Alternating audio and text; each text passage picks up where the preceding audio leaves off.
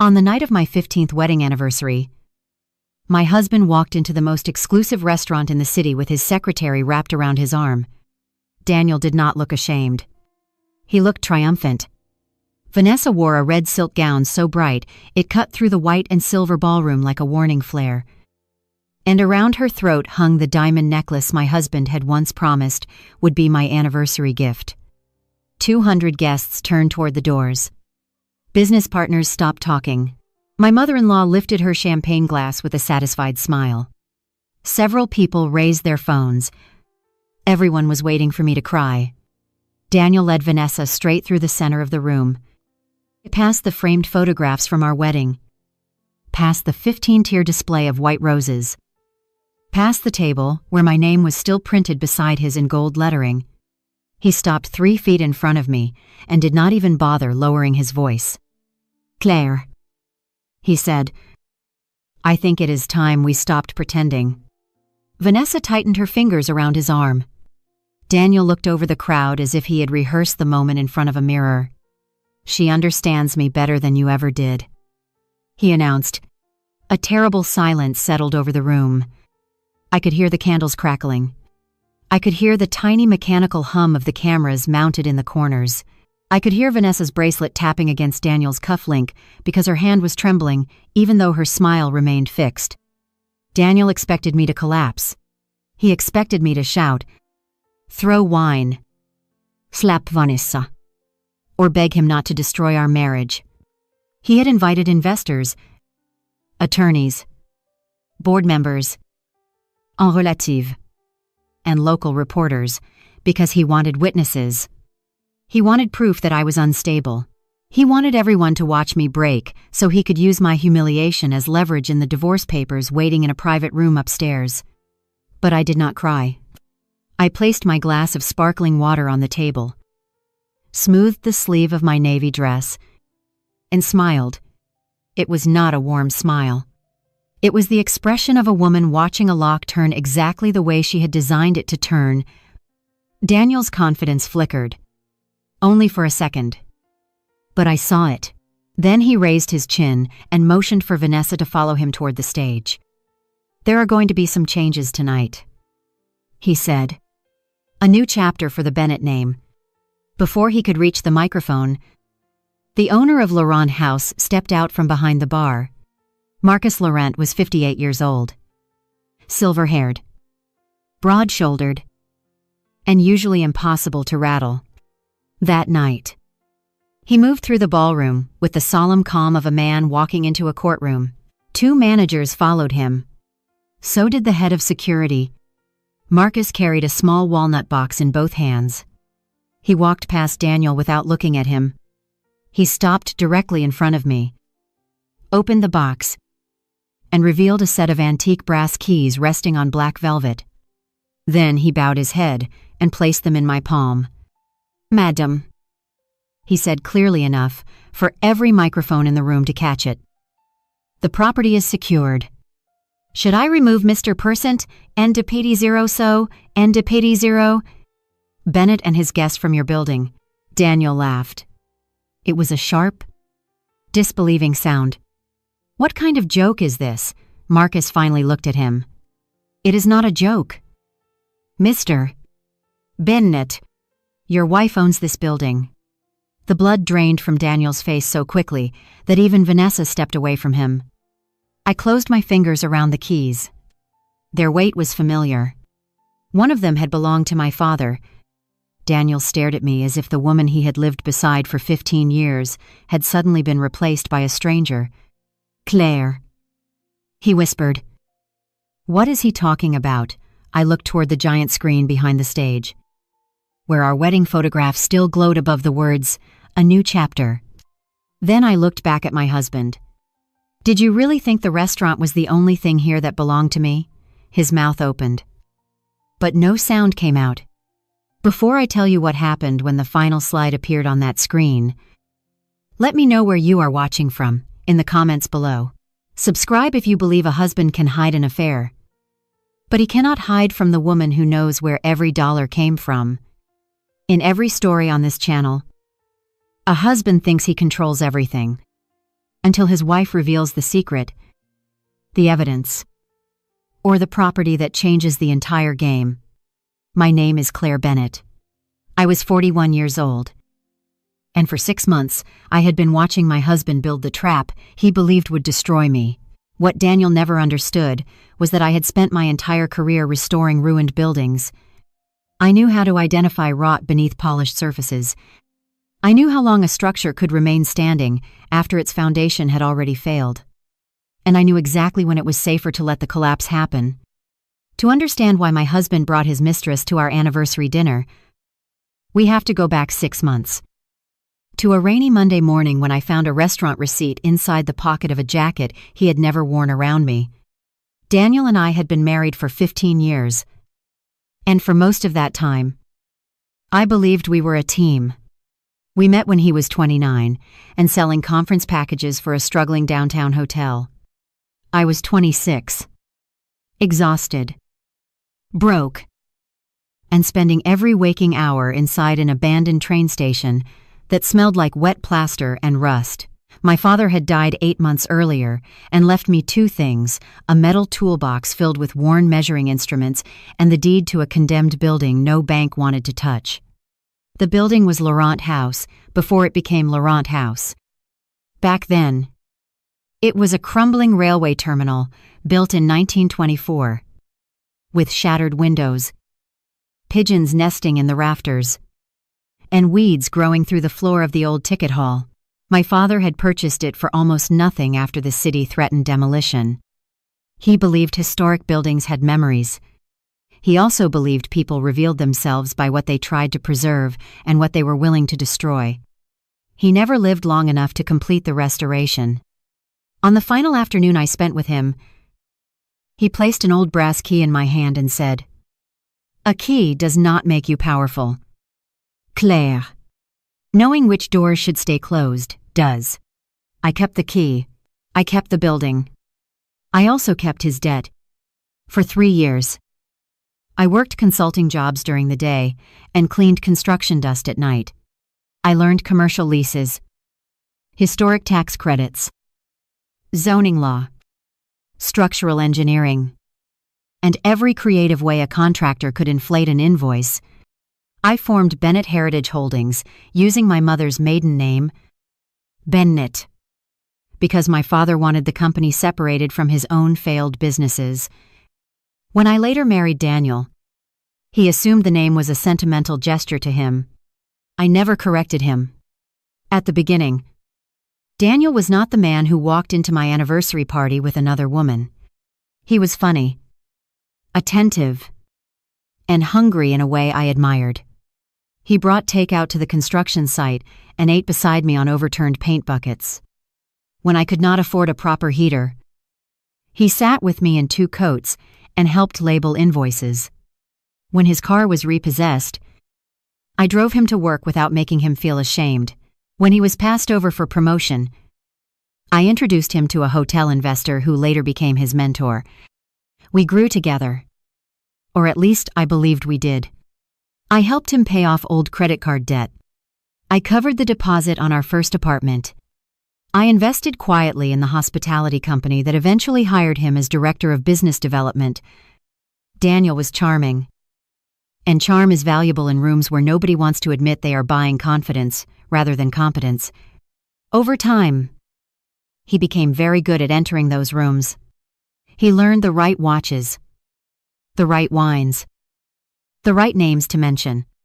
He learned how to make wealthy men believe he had always belonged among them. I was proud of him. I did not mind standing slightly outside the spotlight because I was building something of my own. Laurent House reopened after 7 years of restoration. Marcus Laurent, a celebrated chef whose previous restaurant had collapsed under a predatory lease, became my tenant and operating partner. I owned the land and the building. Marcus owned the restaurant company. Our agreement gave him creative control and gave me final authority over structural changes, security, long-term financing, and access to the property. We kept the arrangement private because neither of us needed publicity. Marcus wanted guests to focus on the food. I wanted investors to focus on the buildings, not on me. Laurent House became one of the most coveted venues in the city. Politicians held fundraisers there. Athletes proposed marriage in the old clock room. Corporations booked the Grand Hall a year in advance. Daniel loved taking clients there. He told people he had discovered the restaurant. He implied his hospitality connections had helped make it famous. I let him talk. At the time, I saw it as harmless vanity. That was my first mistake. My second mistake was believing gratitude had a longer memory than ambition. 5 years before our 15th anniversary, Daniel became Vice President of Development at Meridian Crown Hospitality. His salary tripled. His expense account grew. His wardrobe changed. He joined a private club where the membership fee cost more than my first year of college. He began correcting the way I pronounced French wines, even though Marcus had taught me the names. He laughed when I wore the same black coat for 3 winters. "You own a real estate company," he would say. "Could you at least try to look successful?" I would remind him that the coat was warm and paid for. He would shake his head, as if practicality were a character defect. At first, the changes were small.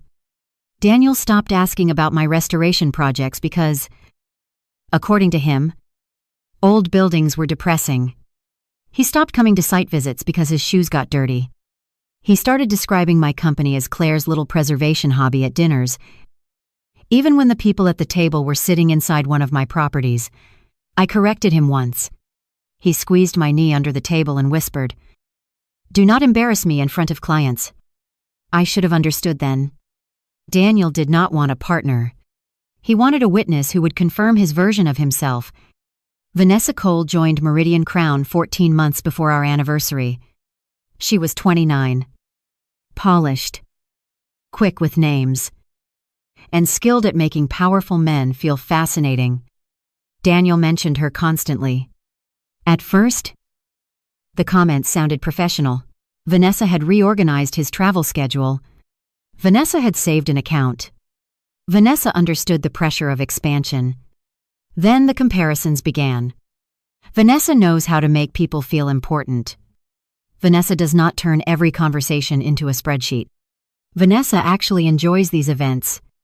One evening, while I was reviewing a structural report at the kitchen island, Daniel poured himself a drink and said, "She understands me in a way you never have." The sentence would return 6 months later in front of 200 people. That night, I only looked up from my report and asked, "Does she?" Daniel smiled as if he had won something. "You would not get it." I did not argue. I had learned that when someone is determined to misunderstand you, explanations only provide more material for them to distort. The receipt appeared 3 weeks later. Daniel had left his navy dinner jacket over the back of a chair. I picked it up to take it to the cleaner and felt stiff paper in the inner pocket. It was a Laurent House receipt for a private dinner in the clock room. 2 guests. 3 bottles of wine. A tasting menu Marcus reserved for proposals and anniversaries. The date was the previous Thursday. Daniel had told me he was attending a leadership conference in Dallas. I read the total twice. Then I noticed the note printed beneath the charge. Happy 14 months. D&V. I did not feel the floor drop beneath me. I did not scream. I did not call Daniel. I stood in our bedroom holding the receipt while rain moved against the windows, and something inside me became very still. Betrayal does not always arrive like an explosion. Sometimes it arrives as a small rectangle of paper in the pocket of a jacket you bought for the man who is lying to you. I placed the receipt on my desk, photographed both sides, and opened a new encrypted folder on my computer. I named it 15. Then I put the receipt back exactly where I had found it. The next morning, Daniel kissed my forehead before leaving for work. The gesture was so practiced that for one dangerous second, I wondered whether the receipt could have an innocent explanation. Then he picked up the navy jacket, checked the inner pocket with 2 fingers, and relaxed when he felt the paper still there. He looked at me across the bedroom. "Late meeting tonight," he said, Do not wait up." "Of course," I answered. He smiled. The smile was not affectionate. It was the smile of a man who believed his lie had passed inspection. I waited until his car left the driveway before I opened my laptop. I had spent 15 years believing trust meant not looking too closely. That morning, I remembered that I was a commercial real estate investigator before I was a wife. My clients hired me when numbers did not match stories. I traced hidden maintenance costs, falsified occupancy reports, shell contractors, and partnerships designed to move liability without moving control. Daniel knew this. He had watched me uncover a $7 million invoice fraud in less than a week, yet somehow he believed marriage had made me blind. I started with information I could access legally. Our joint credit card statements showed a pattern of expensive restaurants, boutique hotels, flower deliveries, and rideshare charges that Daniel had categorized as client development. I compared the dates to his calendar. On nights he claimed to be in Dallas, Boston, or Miami. The charges occurred within 6 miles of our home. I searched the loyalty account attached to our shared hotel profile. Daniel had forgotten that I created it years earlier. The account listed 14 stays under his name and 1 recurring guest preference: extra robes, red wine, late checkout. The contact email attached to several reservations belonged to Vanessa. I made copies. I did not open Daniel's private messages. I did not need to. Careless people leave evidence in systems they believe are too ordinary to matter. I called Marcus and asked for a private meeting before the lunch service. He heard something in my voice and did not ask questions over the phone. When I arrived at Laurent House, he was waiting in the old ticket office, a narrow room we had converted into his administrative suite. Sunlight passed through stained glass above the door and painted red and blue shapes across the floor. Marcus poured coffee and waited. I placed the receipt between us. He stared at the note at the bottom, then closed his eyes. "Claire," he said quietly. "I am sorry." "How often?" I asked. He hesitated. "They have been here at least 6 times that I know of." My fingers tightened around the coffee cup. "Why did no one tell me?" "Because Daniel told the staff you knew. He said you, and he had an arrangement. He said Miss Cole was involved in a corporate project, and that discretion was required." Marcus looked sick. "I should have called you. You had no reason to believe he was lying." "I know you," he replied. "That should have been reason enough." I asked him to show me only records I was authorized to review. As the property owner, he pulled the event logs and private dining reservations. Daniel had used a Meridian Crown corporate account for some dinners and our joint card for others. He had requested the same room every time: the clock room, where an antique station clock still hung above the fireplace. It was the room where he proposed to me 15 years earlier. My chest tightened, but I kept reading. One reservation included a photographer. Marcus opened the secure archive and found the event folder. The images were not intimate enough to prove an affair in court, but they were intimate enough to destroy any remaining doubt in my mind. Daniel sat beside Vanessa at our table, his hand on her thigh. In another photograph, she leaned against him while he fastened a diamond necklace around her throat. The necklace was a custom piece I had helped Daniel select from a private jeweler 3 months earlier. He told me it was for a client's wife. I stared at the image until Marcus gently closed the laptop. "Do you want me to ban them?" he asked. "No." He looked at me sharply. "Claire, if you ban them now, Daniel will know I found out. And that would be bad because I do not know yet whether he is only betraying me or stealing from me." Marcus sat back. He had known my father. He recognized the change in my voice. "What do you need?" "Nothing visible. Keep every reservation, invoice, camera log, and staff note. Do not confront anyone. If Daniel asks to book another event, treat him exactly as you always have." Marcus was silent for a long moment. Then he nodded.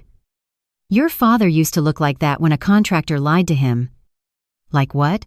Like he had already found the truth and was waiting to see how much more the man would reveal. I left Laurent House and drove to my office, a restored textile warehouse on the river. Bennett Heritage Holdings occupied the top floor. But most people assumed I was simply one of several consultants renting space there. I preferred it that way. My company owned 12 historic commercial properties, held minority positions in 4 hospitality businesses, and managed long-term leases worth more than Daniel had earned in his entire career. I was not a billionaire. I was not a secret princess. I was something Daniel respected, even less, a disciplined woman who had built wealth slowly, documented it carefully, and kept it beyond the reach of his ego. I called Evelyn Shaw, the attorney who had handled my father's estate and every major acquisition I had completed since. Evelyn was 62, elegant, unsentimental, and incapable of pretending a bad situation was less dangerous than it was. She arrived an hour later with a legal pad and 2 pens. I told her about the affair. She listened without interrupting.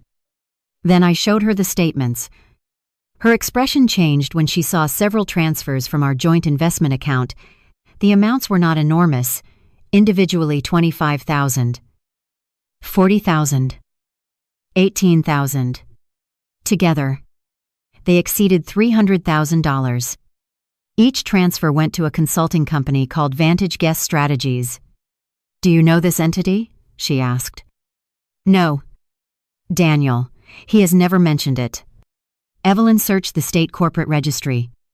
Vantage Guest Strategies had been formed 11 months earlier. The registered agent was a filing service. Its mailing address was a private mailbox. We ordered the public formation documents. The manager listed on the most recent filing was Vanessa Cole. The company had received payments from Meridian Crown, from Daniel's private account, and from ours. Evelyn looked at me. This is no longer only adultery. I know. Do you have access to the original transfer authorizations for the joint account? Yes. We requested them from the bank. 3 hours later, encrypted copies arrived. 2 transfers had been approved through Daniel's login. One appeared to contain my electronic signature. I had never signed it. The authorization stated that the money was for preliminary development rights related to Laurent House. Evelyn read the line twice. Does Daniel have any development rights in that property? None.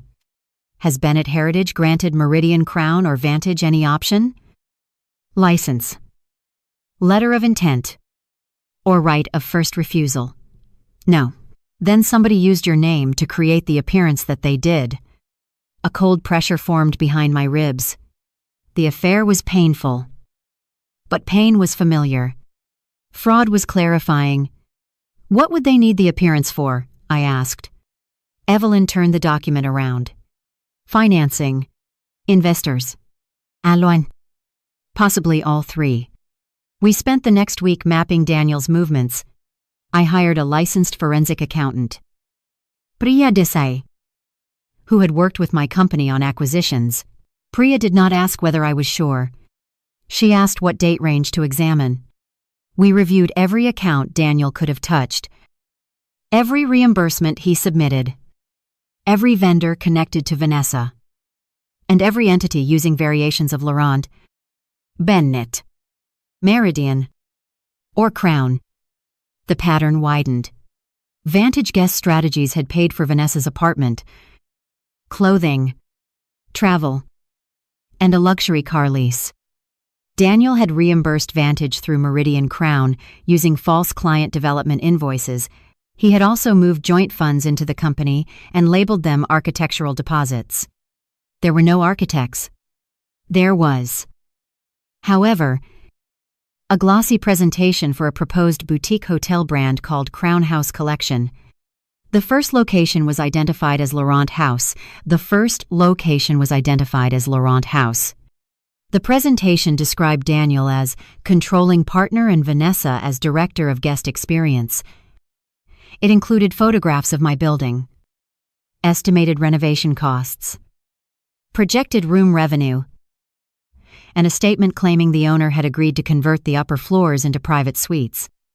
The owner was listed only as Bennett Heritage Holdings. Daniel had never explained to his investors who controlled the company. He did not need to. He allowed them to assume it was his. The most dangerous document was a draft term sheet for a $4 million bridge loan. Laurent House was identified as collateral. The signature block carried my name. The signature was not mine. It was close enough to fool a stranger and wrong enough to make me feel physically ill. Daniel had copied the broad shape of my handwriting but missed the way I crossed the final letter. My father had taught me to sign slowly on property documents. A hurried signature is an unlocked door, he used to say. Daniel had spent 15 years watching me sign birthday cards, checks, and tax returns.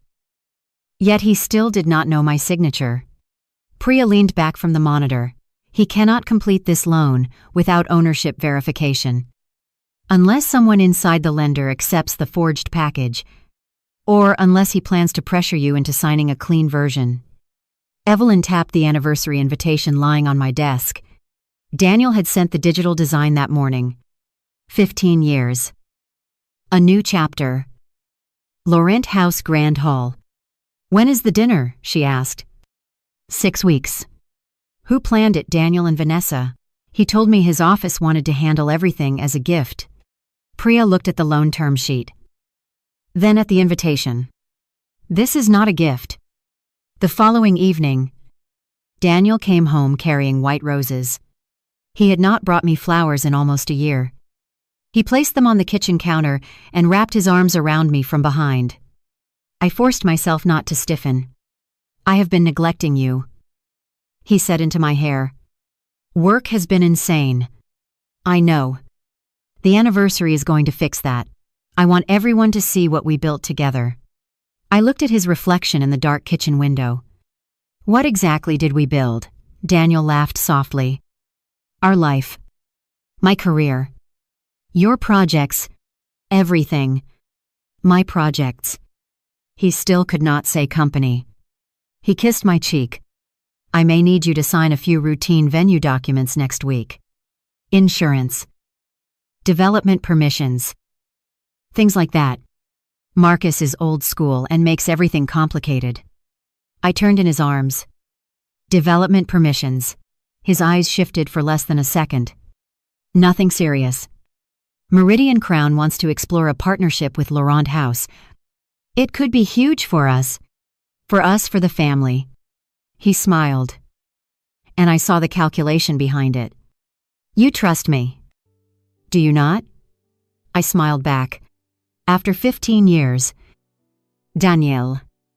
What would a marriage be without trust? Relief softened his face. He believed I was still the woman who confused loyalty with surrender. He had no idea that while he was holding me, a forensic image of his fraudulent loan package was being copied to 3 secure servers. Over the next 2 weeks, Daniel became almost tender. He made coffee. He asked about my day without listening to the answer. He suggested a weekend away, then canceled because Vanessa needed him at a client meeting. He left printed documents on the dining table and watched to see whether I would sign without reading. I never refused directly. I asked small questions, circled minor clauses, and told him I wanted Evelyn to review everything after the anniversary. Each delay increased his urgency. Each time he pressed, I softened my voice and said, I am trying to understand. Daniel mistook patience for confusion. Vanessa made the same mistake. She called me one afternoon from Daniel's office under the pretense of confirming menu preferences. Her tone was bright and professionally intimate. Mr. Bennett wants the evening to feel transformative. She said, he believes 15 years should mark a transition. What kind of transition? A more modern direction. Less sentimental. More focused on his future. I glanced at the draft loan package on my desk. His future. Vanessa paused. Your shared future. Of course. Of course. She asked whether I planned to wear white. I said no. She suggested silver. I told her navy. That is very understated. She replied, Daniel prefers a stronger visual presence. Then perhaps someone else should wear red. Silence. It lasted only a breath. But it was enough. I am sure the guests will be dressed appropriately. She said, I am sure they will. When the call ended, I added the recording to the 15 folder. In my state, calls could be recorded with the consent of one participant. Vanessa had just given me a small but useful glimpse of her confidence. She already saw herself as the woman managing Daniel's image. She did not know she was speaking to the woman who owned the room where she planned to replace me. The first person in Daniel's family to reveal how much they knew was his mother. Beatrice Bennett invited me to lunch at the private club she had spent 20 years trying to enter. She chose a table beneath a portrait of the club's founder and arrived wearing cream silk, pearls, and the expression of a queen granting an audience. Beatrice had never forgiven me for being the source of money she preferred to credit to her son. At family dinners, she praised Daniel for providing such a beautiful life while sitting in a house whose down payment came from my company.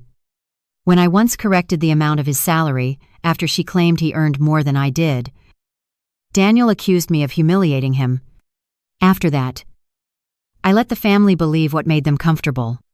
They believed Daniel funded our homes, our travel, and their emergencies. In reality, I had paid Richard's medical debt, covered Beatrice's club initiation fee, and quietly refinanced the mortgage on their vacation cottage when foreclosure notices began arriving. Gratitude had never followed the money. Entitlement had. Beatrice did not order food. She ordered champagne and slid a blue leather folder across the table. Daniel is under extraordinary pressure. She began. Meridian Crown is about to make him one of the most important men in the hospitality industry. I opened the folder. Inside was a marital separation proposal prepared by an attorney I did not know. It offered me a fixed payment of $200,000, temporary use of our home for 6 months, and ownership of what it called my personal consulting equipment. In exchange, I would waive claims against Daniel's current and future business interests, acknowledge that he controlled all Bennett-branded hospitality assets, and agree not to make disparaging statements about him. Vanessa. Meridian Crown, or the Crown House Collection. The document also included a paragraph recognizing Daniel's authority to negotiate development rights for Laurent House. Beatrice watched my face carefully. This is not a divorce filing, she said. It is a civilized transition. Transition to what do not make me say something cruel. Claire, you invited me here and placed a legal agreement in front of me. Cruelty appears to be on the menu. Her mouth tightened. Daniel needs a partner who understands the world he is entering. Vanessa is young, energetics, socially capable, and completely committed to his success. You have always preferred your dusty buildings and spreadsheets, so you know about the affair. I know my son has been lonely. He has been married. Marriage is more complicated than paperwork. Apparently paperwork matters enough for you to bring me 27 pages of it. She leaned closer. You should sign before the anniversary dinner. Daniel wants to announce the new company there. If you create a scene, he will have no choice but to protect himself. How Beatrice took a sip of champagne. People have noticed your behavior. The obsession with accounts. The suspicion. The emotional distance. Daniel has been very worried about your state of mind. There it was. Not only the affair, not only the money, they were building a story in which my attention to facts became evidence of instability. Who prepared this agreement? I asked. Richard's attorney reviewed it. Did Richard also review the $4 million loan application using Laurent House as collateral? Her glass stopped halfway to her mouth. She recovered quickly. But not quickly enough. I have no idea what you are talking about. Of course. I closed the folder. Then you will not mind if I keep this. She reached across the table. That document is confidential.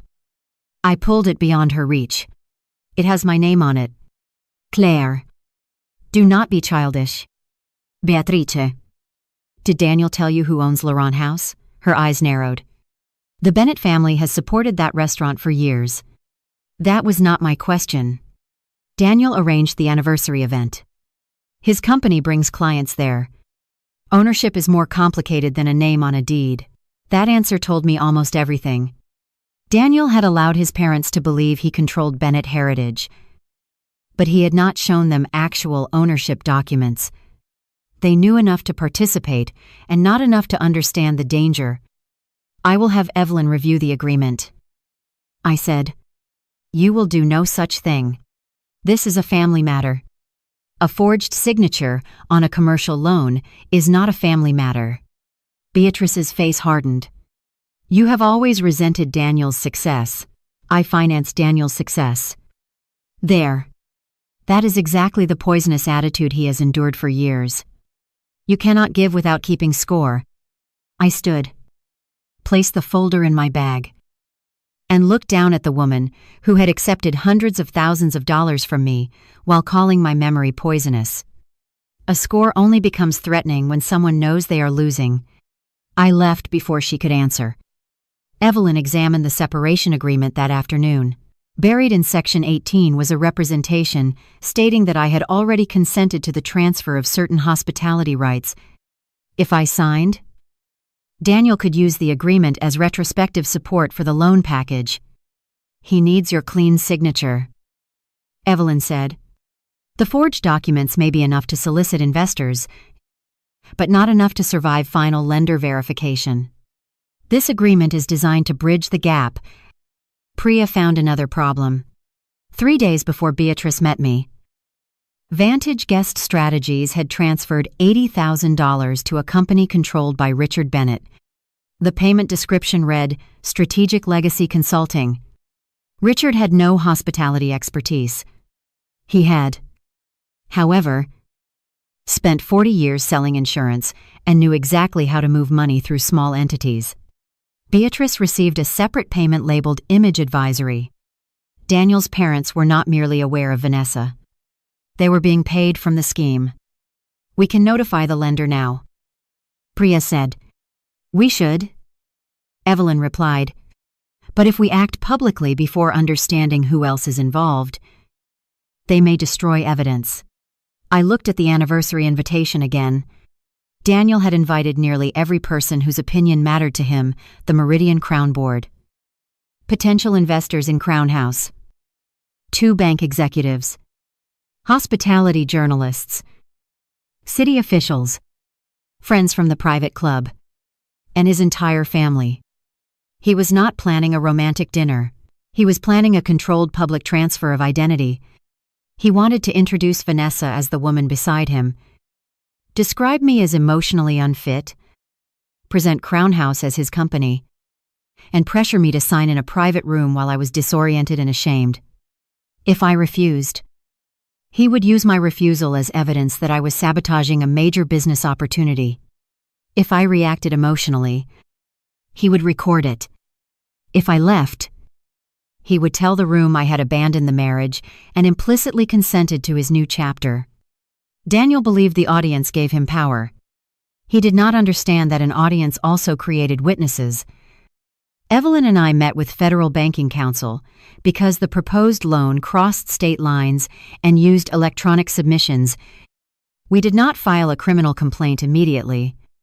We preserved the documents, notified the lender's fraud unit under privilege, and established a protocol. The lender agreed to hold the application in a pending status while recording any additional representations made by Daniel.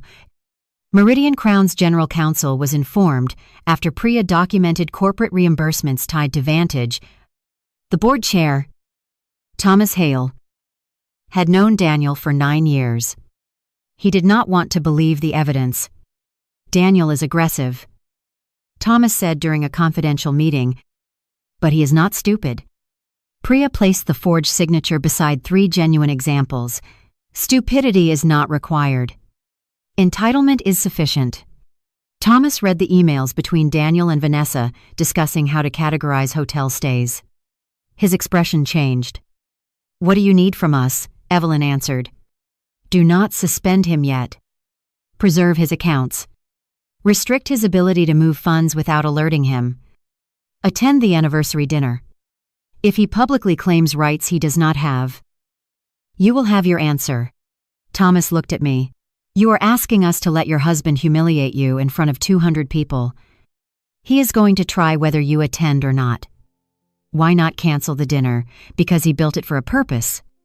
I want to see him complete the purpose in his own words." Thomas studied me for a long time. "You already know what he will say. I know what the documents suggest. I want the room to hear the man behind them." The security plan at Laurent House was Marcus's idea. He insisted that plainclothes officers be positioned near the service corridors because Daniel had a temper he usually hid beneath charm. I had never seen him strike anyone, but I had seen the way his face changed when contradicted. We reviewed camera angles, microphone feeds, access logs, and emergency exits. Marcus wanted to place Daniel's photograph at the host stand with a no-entry order. I refused. "Not until he speaks. He is bringing another woman into your building on your anniversary. I know.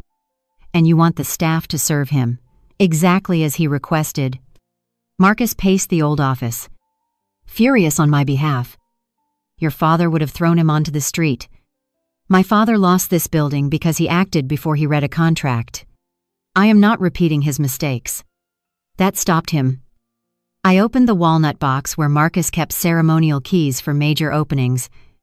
One brass key lay inside, blackened by age. It had once opened the original station office. My father gave it to Marcus during the restoration and asked him to return it to me when the building was truly safe. Marcus touched the key. "It has been safe for years. The building has." I said, "I have not." We decided he would bring the keys only after Daniel publicly claimed control over Laurent House. The gesture would not create my ownership. The deed, trust documents, leases, and tax records already did that. But symbols matter in crowded rooms. Daniel understood symbols better than facts. He believed a watch could create importance, a title could create intelligence, and a woman on his arm could create victory. I wanted him to see a set of keys and understand, before the documents appeared, that he had chosen the wrong stage. Vanessa unknowingly helped us refine the plan. She emailed a detailed event schedule to all vendors, including Laurent House Management. The schedule had been prepared under the heading Operation New Chapter, at 8:40 p.m. Daniel would deliver a speech about the evolution of his marriage. At 8:52, Vanessa would join him on stage. At 9:00, a promotional film for Crown House Collection would play. At 9:53, I would be escorted to the clock room for a private legal discussion. At 9:30, Daniel would return and announce that all parties had reached an understanding.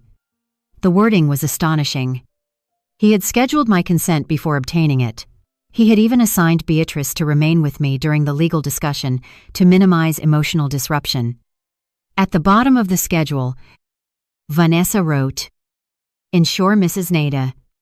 Bennett is seated away from main exit after 8:30. I read the sentence twice. They were not planning violence. At least not explicitly. They were planning containment. Social pressure. Physical positioning. Family intimidation. And legal documents delivered while I was publicly humiliated. It was elegant in the way. Predatory systems are elegant. Each individual action looked almost reasonable until viewed as a whole. Can we use this? I asked Evelyn. Yes. More importantly, we can prevent it. We changed nothing visible. Marcus assigned a server loyal to him near my chair. Security kept the main aisle open. The private clock room was wired for audio under the property's standard event security policy, with signs posted at all entrances. The attorney Daniel intended to use would be informed upon arrival that no document could be presented without my counsel. Evelyn would sit at table 14, dressed like any other guest. Priya would sit near the audiovisual station. Thomas Hale and Meridian Crown's general counsel would be seated at the front.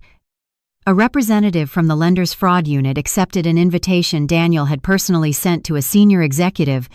2 commercial fraud investigators waited off-site with copies of the evidence and instructions not to enter unless the lender or company made a formal referral. I did not want a theatrical arrest unsupported by procedure. I wanted the facts to become irreversible. Daniel, meanwhile, became increasingly confident. He believed my calm meant I had no idea. One night, he sat across from me at dinner and asked whether I had considered Beatrice's proposal. "I am reviewing it," I said. "There is not much to review. 27 pages suggest otherwise." He smiled without humor. "You always hide behind details. Details are where ownership lives." His fork paused. "What is that supposed to mean?" "Nothing." He studied me. "Vanessa thinks you may struggle with the announcement. Vanessa has opinions about our anniversary. She planned the event. Do not make this ugly." "Claire, you are asking me not to make my anniversary ugly while discussing your secretary's opinion of my emotional stability." His eyes hardened. "This is why we cannot communicate. You twist everything. Then explain it clearly." He leaned back, adopting the patient expression he used when speaking to employees. "My career has reached a level that requires a different kind of partnership. You are comfortable staying small. I am not. Vanessa understands the pace, the expectations, the image. And what role do I have in this different partnership? You have your properties, your quiet life. No one is taking that from you." The lie was so complete that I almost admired it. He was actively trying to place my largest property under a $4 million loan while telling me no one was taking anything. "Do you love her?" I asked. Daniel looked surprised. Perhaps he expected anger. "Not a direct question. Love is not the point. What is compatibility?" "Momentum." "Respect? Does she respect you more than you ever have?" "Because she believes Laurent House belongs to you." His face changed. "Only slightly." "Why would you ask that? You talk about the restaurant as if it is part of your company." "It will be. After the partnership." "I have not approved a partnership." "You will." The certainty in his voice settled the last part of me that had hoped he might stop. "What makes you so sure?" I asked. Daniel reached across the table and covered my hand. "Because beneath all this defensiveness, you know you need me. You have always needed me to make your work matter." I looked down at his hand. The wedding band I had purchased 15 years earlier gleamed beneath the light. "You are right," I said softly. "The anniversary will make everything clear." He smiled and squeezed my fingers. He thought I had surrendered. That night, after he fell asleep, I stood in the doorway of our bedroom and understood that I was not mourning the man beside me. I was mourning the version of him I had carried long after he stopped existing. The morning of our 15th anniversary began with Daniel behaving like a man preparing for an award ceremony.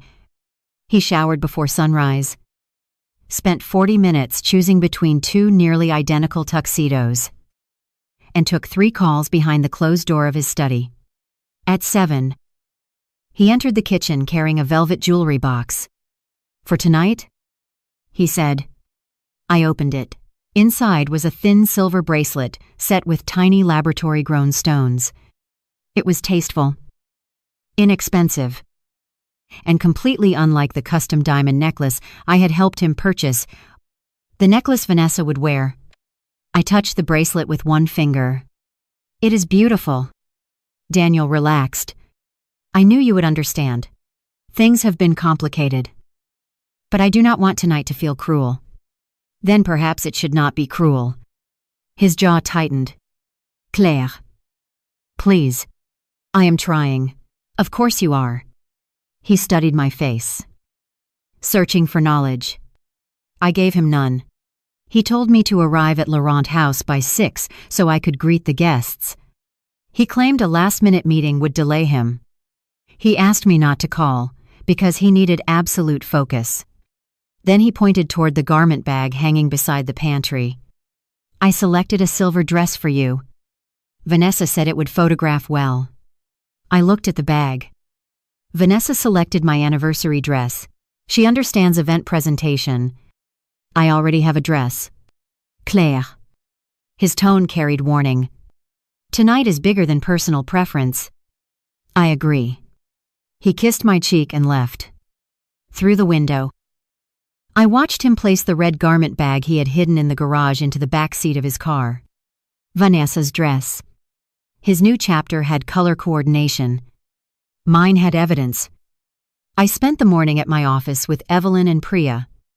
We reviewed every document one final time. The lender had received a revised ownership certificate at 213 A.M. It bore another false signature and stated that I would appear at the anniversary event to confirm the development arrangement. Daniel had crossed the line Evelyn was waiting for.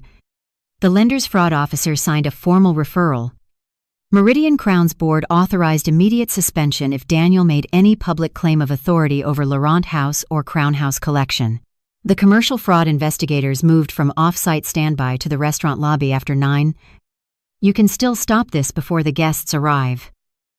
Evelyn said, We have enough. Enough for an investigation. I answered, Not enough for everyone. Daniel has lied to. You do not owe the room an explanation. No. But he built his power in rooms like this. Every person he deceived will make a decision based on what happens tonight. Priya closed her laptop. And what decision are you making? I looked at the old brass key on the desk. That I am done protecting him from the truth. At 5:30, I dressed in the private suite above Laurent House. The navy gown had belonged to my mother. She wore it once to a preservation gala shortly before she died. It was simple, structured, and almost severe. No sequins, no dramatic neckline. It did not make me look younger or softer. It made me look like myself. I pinned my hair back, fastened my father's small gold watch around my wrist, and left Daniel's bracelet in its box. Around my neck, I wore no necklace. The empty space felt honest. Marcus came to the suite carrying coffee. He stopped at the door and smiled sadly. Your mother would approve. She would complain about the shoes. Then she would approve loudly. He handed me a folder containing the final event map. Security is ready. The recording system is active. Thomas Hale arrived early. The lender representative is at table 6. Evelyn is in the south alcove. The investigators will remain in the lobby until they are requested. And the keys, in my office. Do not bring them until he says he controls the property. Marcus nodded. I wish you did not have to stand through the rest. So do I. You can own a building and still leave a room. Tonight. Leaving would give him the story he wants. At 6. The first guests arrived beneath the restored iron clock outside the entrance. Laurent House glowed against the evening like a ship made of stone and glass. White roses climbed the stair rails. Candles lined the old ticket counters. A string quartet played near the central fountain. The grand hall had been transformed according to Vanessa's schedule, and Arkansas to Douai. But Marcus preserved enough of the building's history to remind me where I stood. The original departure board remained above the stage. Instead of train times, it displayed photographs from 15 years of marriage. Daniel and me on our wedding day. Daniel cutting the ribbon at Laurent House's opening. Even though he had contributed nothing to the restoration, Daniel accepting a hospitality award. Daniel shaking hands with investors.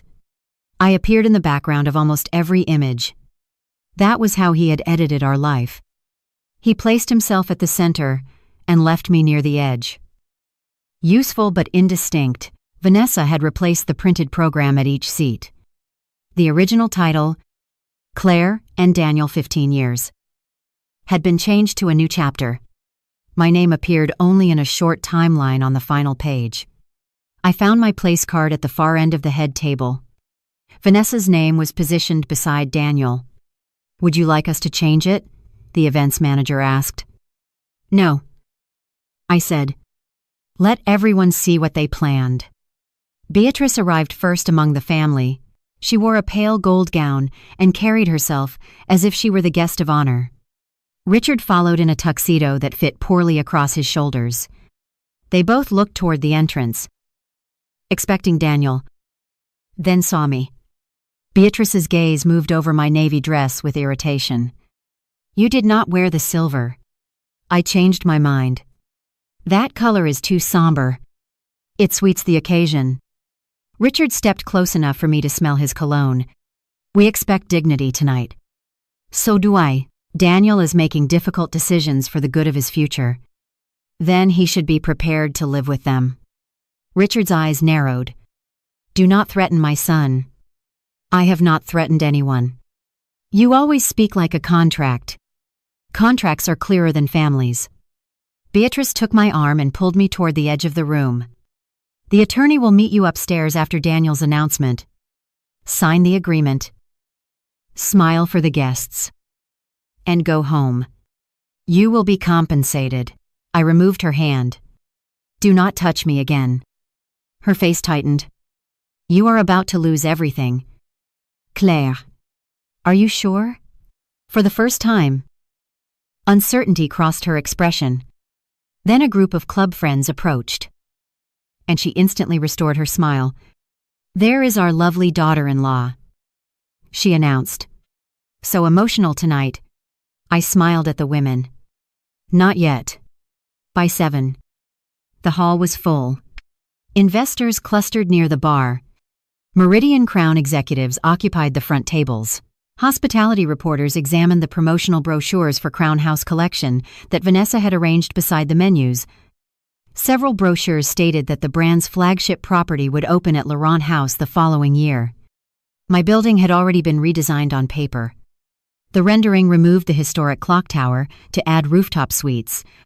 Daniel knew I would never permit it. That was why he intended to take permission rather than ask. Thomas Hale approached me while pretending to admire the flowers. "The board is assembled," he said without moving his lips. "General Counsel has the termination documents." "Are you certain?" "No," I answered. He looked at me. "No, I am certain about the evidence. I am not certain what it will feel like when he says it." Thomas's expression softened. "That is not the same question. It is the only question left." At 7:30, a photographer asked me to stand beside the anniversary cake. The cake had 15 tiers because Daniel believed excess photographed well.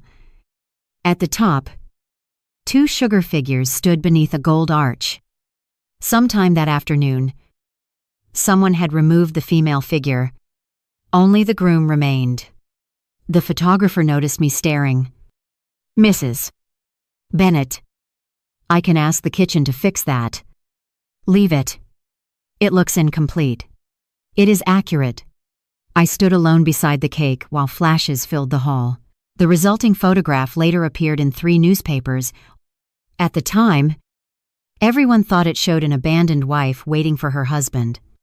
I knew it showed the owner of the building standing beside evidence. Daniel was 20 minutes late. Then 30. Vanessa sent the events manager repeated messages instructing the quartet to continue and the kitchen to delay the first course. She also asked whether I had been drinking. The manager answered truthfully that I had consumed only water. At 8:12, the lights near the entrance dimmed. The quartet stopped. A low instrumental track began playing through the speakers. The double doors opened. Daniel entered with Vanessa on his arm. The room inhaled. Vanessa's red gown was cut low across the back and fitted so precisely it appeared designed for the walk she was making. The diamond necklace rested at her throat. Daniel wore the tuxedo I had purchased for our 10th anniversary. He smiled at the cameras. He did not look at me until he reached the middle of the hall. Then he stopped, turned Vanessa slightly toward the room. and allowed the silence to become attention. A few guests believed it was a business entrance. Others understood immediately. Beatrice began clapping. Richard joined her. The applause spread weakly through the tables. Driven more by confusion than approval, Daniel walked forward. Vanessa's heels struck the marble in a slow, deliberate rhythm. She looked at me with the bright, pitying smile of someone who believed she had inherited my life. When they reached the head table, she placed one hand on the back of the chair marked with her name. Claire, she said softly. I hope we can handle this with grace. Whose grace? I asked. Her smile flickered. Daniel stepped between us. Do not start. I have not started anything. Good. Keep it that way. He pulled out Vanessa's chair. She sat beside him, directly beneath our wedding photograph. I remained standing. Daniel gestured toward the far end of the table. Your seat is there. I know. Then please do not make a scene. 200 people were watching. I walked to the far chair, sat, and unfolded my napkin. Daniel looked relieved. Vanessa leaned toward him and whispered something that made him smile. The first course arrived. It was the same roasted pear and goat cheese salad Marcus had served at our wedding. Daniel did not remember. He barely touched it. He spent the meal introducing Vanessa to investors as his strategic partner. The phrase was carefully chosen. It suggested business authority without acknowledging the affair. Vanessa discussed Crown House Collection as though it already existed. She spoke about converting Laurent House into an immersive luxury destination, removing underutilized historic elements, and creating a members-only rooftop experience. Marcus stood near the kitchen doors listening to her propose the destruction of the building he and I had spent years saving. His face remained professional, but I saw one hand close around the edge of a service tray. During the second course, Vanessa raised her wine glass toward me. To transitions, she said. Some women resist them.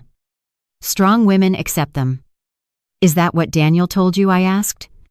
Daniel tells me the truth. Then you must know who owns this table. She laughed. The restaurant owns the table. Does it? Daniel cut in. Enough. Claire. I asked a question. You are trying to provoke her. She came to my anniversary wearing my necklace. She may survive a question. Vanessa touched the diamonds instinctively. Daniel gave this to me. I know. Then it is mine. Possession and ownership are not always the same thing. Daniel's face darkened. There you go again. Property. Ownership. Control. You reduce everything to documents because you do not understand people. And you reduce people to property because you do not understand documents. The man seated beside Thomas Hale lowered his fork. Several guests exchanged glances. Daniel laughed loudly, to make the exchange seem playful. My wife and her legal metaphors. Then he placed his hand over Vanessa's. Tonight is not about conflict. It is about honesty. I looked at the old station clock. 8:40. Right on schedule. The lights dimmed. Daniel stood. A waiter handed him the microphone. The stage behind him glowed with his promotional logo, Crown House Collection. The future of heritage hospitality. He stepped beneath it with Vanessa at his side. Friends. Family. Colleagues. He began. Thank you for joining us for an evening that represents both a milestone and a beginning. His voice carried smoothly through the hall. This was the skill that made people overestimate him. He could wrap self-interest in language that sounded visionary. He spoke about 15 years of growth, sacrifice, and evolution. He thanked his parents for teaching him ambition. He thanked Meridian Crown for recognizing his leadership. He thanked investors for believing in the future. He thanked Marcus for supporting the Bennett vision for Laurent House. He did not thank me. Then he turned toward my table. Claire and I began this journey when we were young and uncertain. Over time, however, People change. Some of us are called toward larger possibilities. Others find comfort in remaining where they are. A few guests shifted uncomfortably. Daniel continued. I will always appreciate the role Claire played in the early years. But appreciation cannot substitute for compatibility. A marriage cannot survive when one person is building the future and the other is committed to living in the past. Vanessa lowered her eyes with rehearsed humility. Daniel extended his hand. She joined him at the center of the stage. Vanessa understands me better than Claire ever did, he said. She understands the demands of leadership, the courage required to take risks, and the vision behind Crown House Collection. Tonight, I am announcing that Vanessa will join me as Director of Guest Experience and as my partner in the next chapter of my life. Gasps moved through the room. Someone dropped a spoon. Beatrice raised her glass. Richard applauded. A few Meridian Crown employees stared at the table. Daniel looked directly at me. He wanted tears. He wanted rage. He wanted the camera to capture a broken woman. I placed my water glass down and smiled. His expression tightened. Claire, he said into the microphone. I know this is difficult, but honesty is kinder than prolonging an arrangement that no longer serves either of us. Is it? I asked. My voice did not carry beyond the nearest tables. Daniel extended the microphone toward me. Why do you not come up and say a few words? Show everyone there are no hard feelings. There it was. The scheduled invitation. The trap inside the trap. I stood. Every face turned toward me. I walked past the head table, past Vanessa's red dress, and climbed the 3 steps to the stage. Daniel offered me the microphone. His fingers brushed mine. Be graceful, he whispered.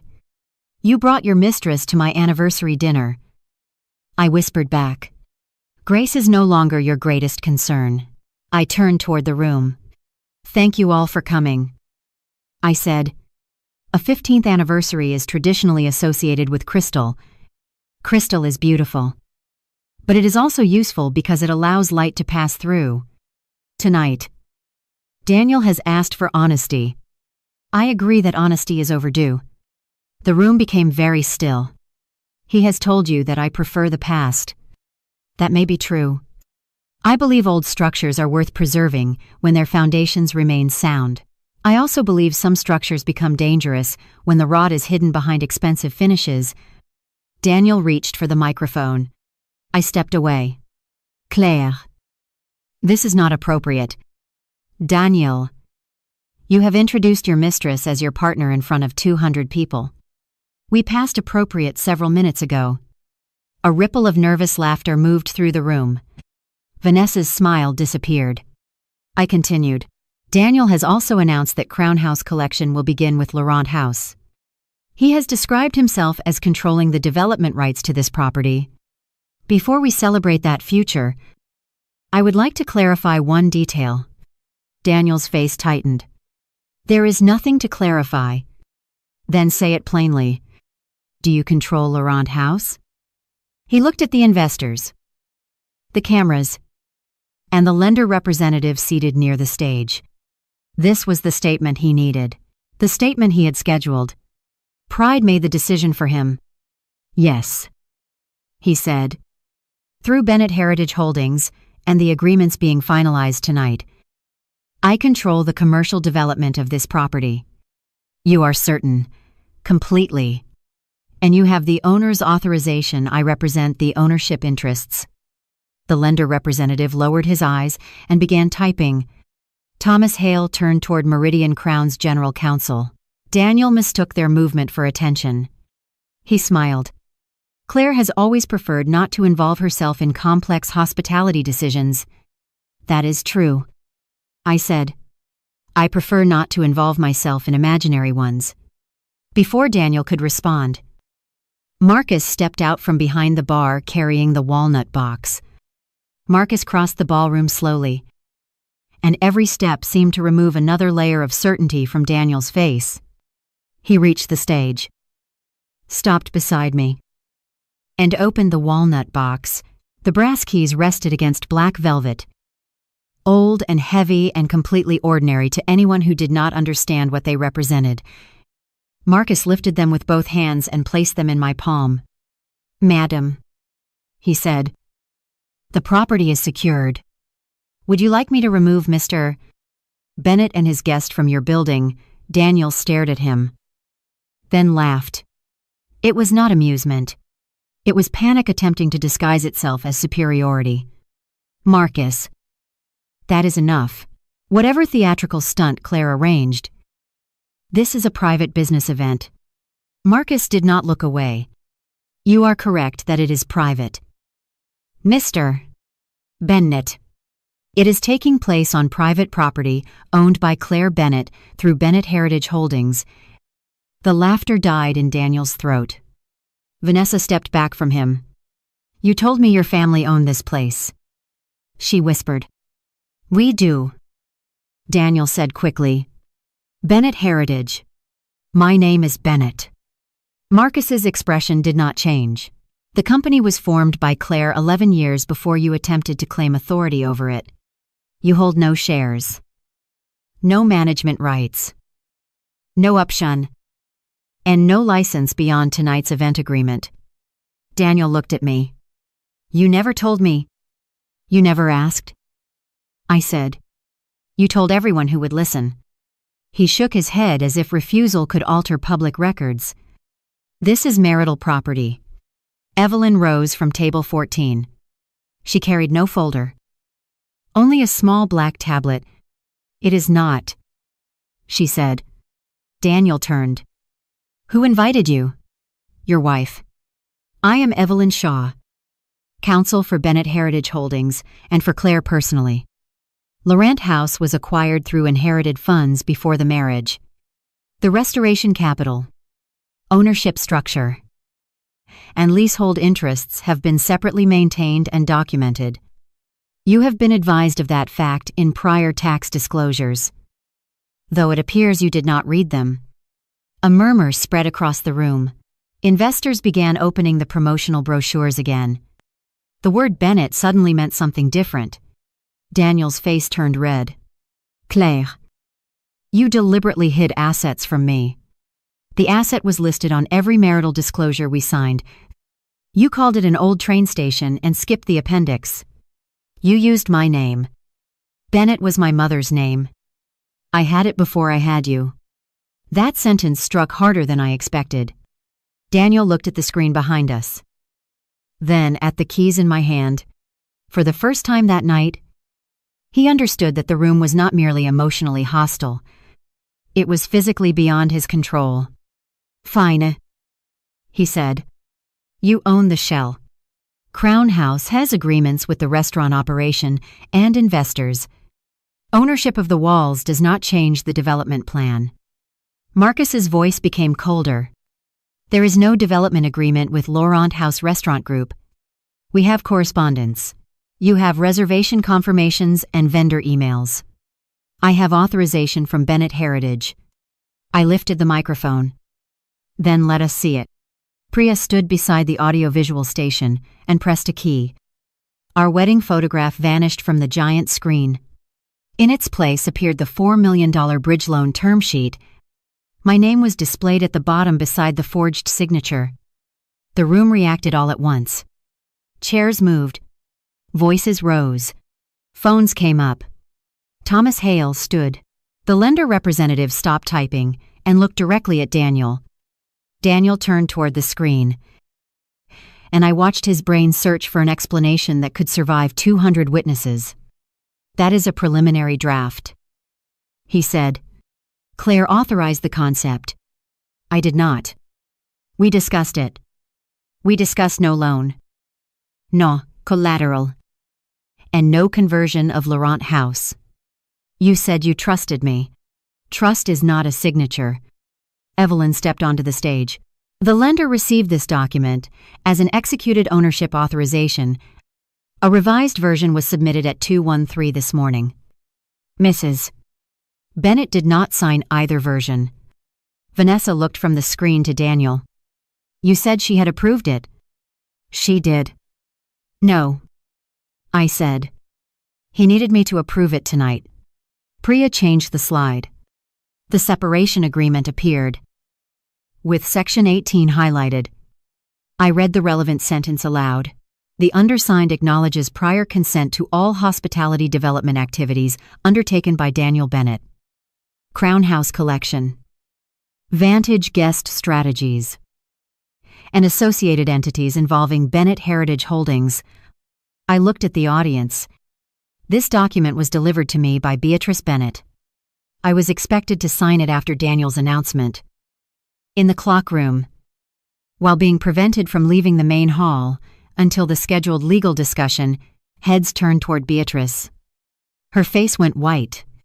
"That is a disgusting distortion," she said. "It was a generous settlement. For $200,000. Evelyn replied. In exchange for rights attached to a property valued at more than $18 million. The number moved through the room like an electric current.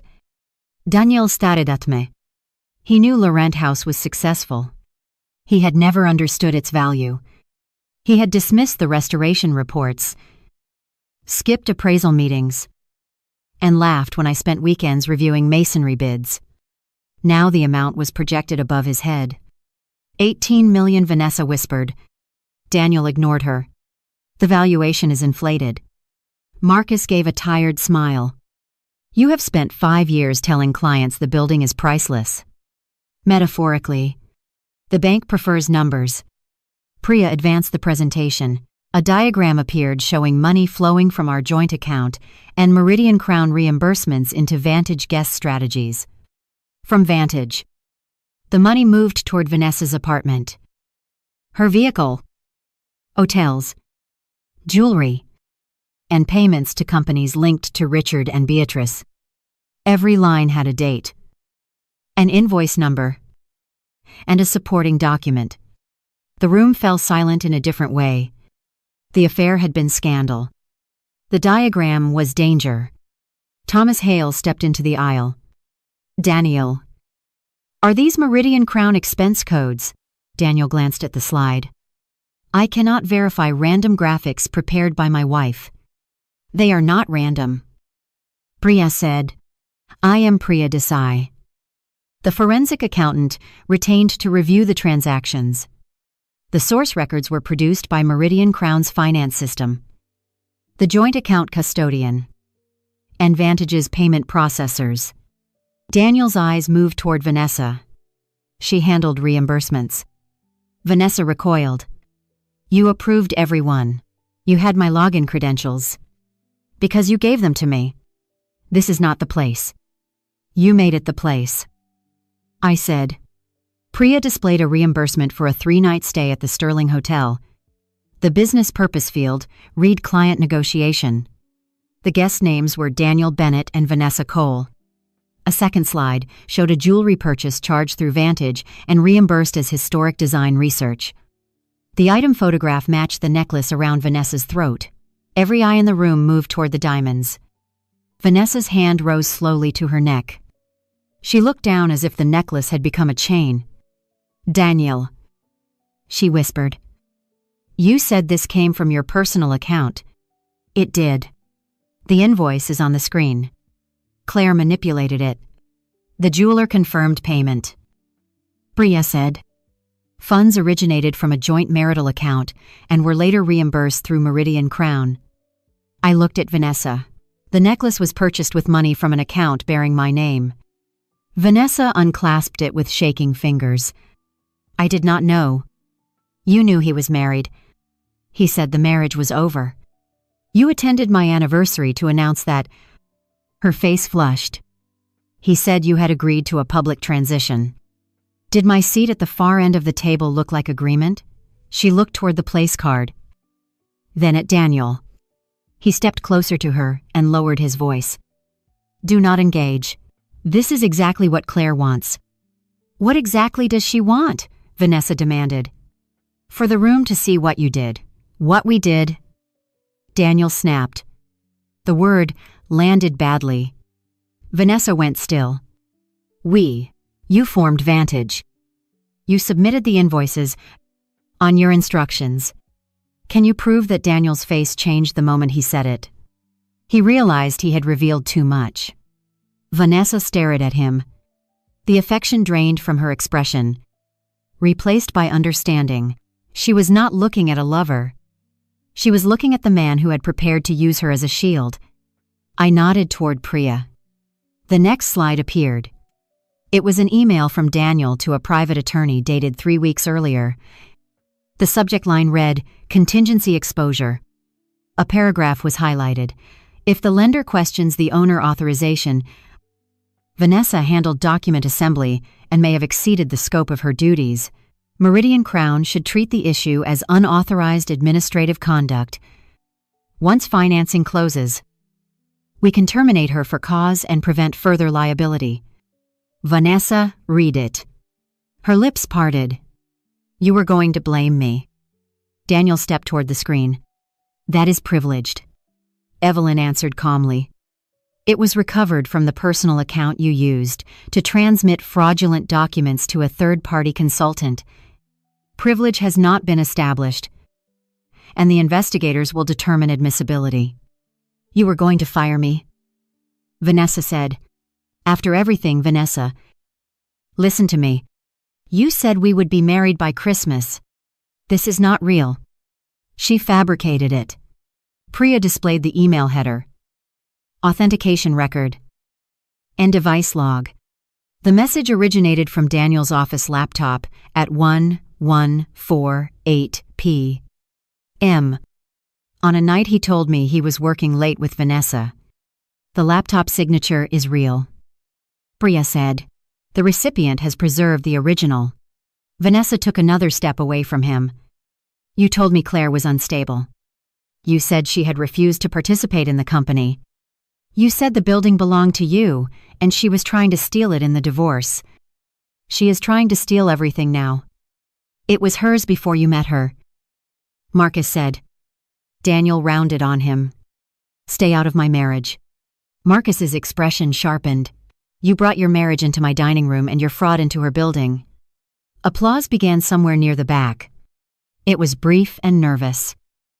But it broke Daniel's remaining illusion that the audience belonged to him. He seized the microphone from its stand. This is an ambush, he said. My wife has coordinated with employees, attorneys, and accountants to destroy me because I chose to leave an unhappy marriage. Every transaction has a business explanation. Every couple moves money. Every executive delegates. She is weaponizing technicalities because she cannot accept that I no longer love her. He turned toward the crowd, finding the rhythm that had saved him in meetings. Ask yourselves why a wife would secretly own an $18 million property while allowing her husband to believe they were partners.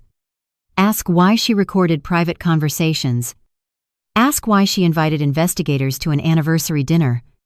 This is not strength. It is control. For a moment, the room hesitated. Daniel was talented at offering people an explanation that allowed them to avoid discomfort. A bitter wife was easier to understand than a respected executive committing fraud. I let the silence stretch.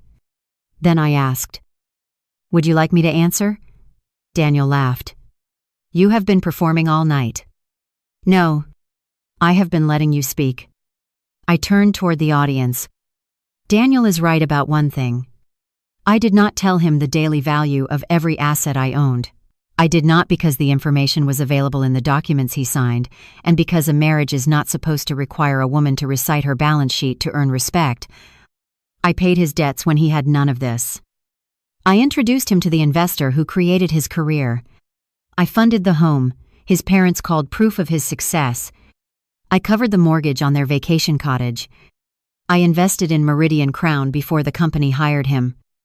I did not hide my contribution. Daniel erased it because acknowledging it made him feel smaller. Beatrice shouted from her table. You are humiliating him. I looked at her. He arrived with his mistress on his arm. You drove him to her. Did I also drive the money into your company? Priya changed the slide. The $80,000 payment to Richard's entity appeared, followed by Beatrice's $40,000 image advisory fee. Richard stood so quickly, His chair struck the floor. Those were legitimate consulting payments. Then describe the consulting. Priya said. Not to you.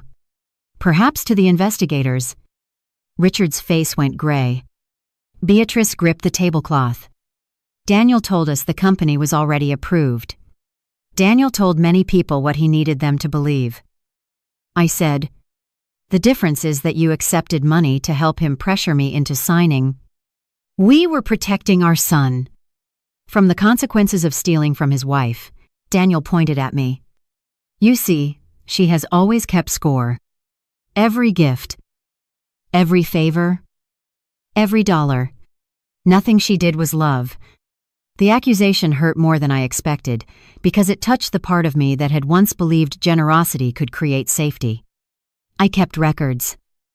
I said, because banks require them. You mistook documentation for resentment because you wanted the freedom to rewrite history. Thomas Hale walked toward the stage. Meridian Crown's general counsel followed him, carrying a slim envelope. Daniel saw them and raised one hand. Thomas? You know me. You know what I have built for this company.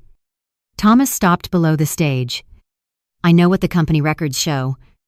Then you know these expenses were development costs. I know the board authorized your immediate suspension 10 minutes ago. The room erupted in whispers.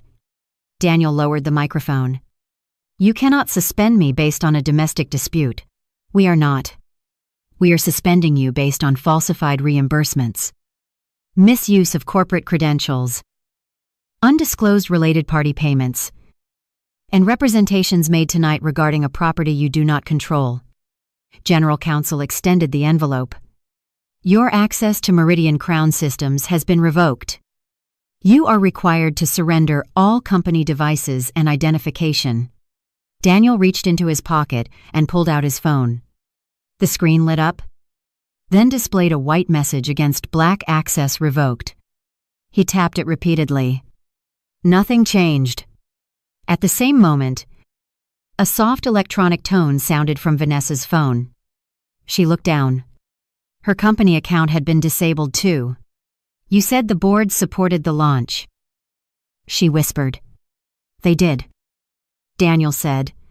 Thomas. Tell her. Thomas looked at Vanessa.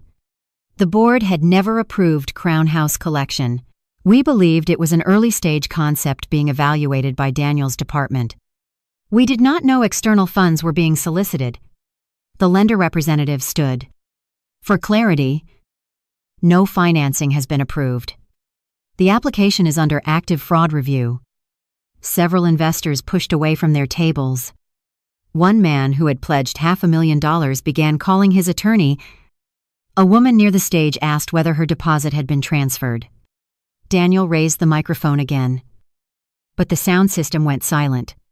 Priya had cut his channel. He struck the microphone with his palm. Turn this on. Marcus folded his arms. You no longer control the room. That was when Daniel finally lost the polished exterior he had spent 15 years constructing. He threw the microphone to the floor. It hit the stage and rolled toward my feet. You planned this. He shouted. You let me walk in here. You let me speak. Yes. You could have stopped it. You could have stopped at any point in the last 6 months. You wanted to humiliate me.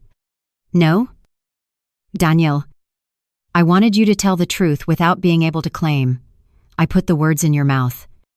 He stared at the cameras mounted above the old ticket board. For the first time, he understood why I had remained calm. Every statement had been recorded. Every false claim had been made voluntarily.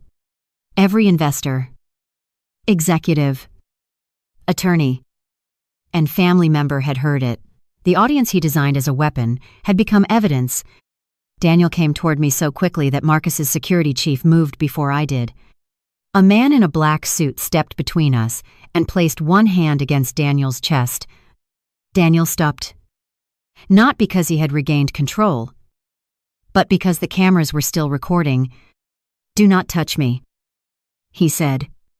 Then remain where you are.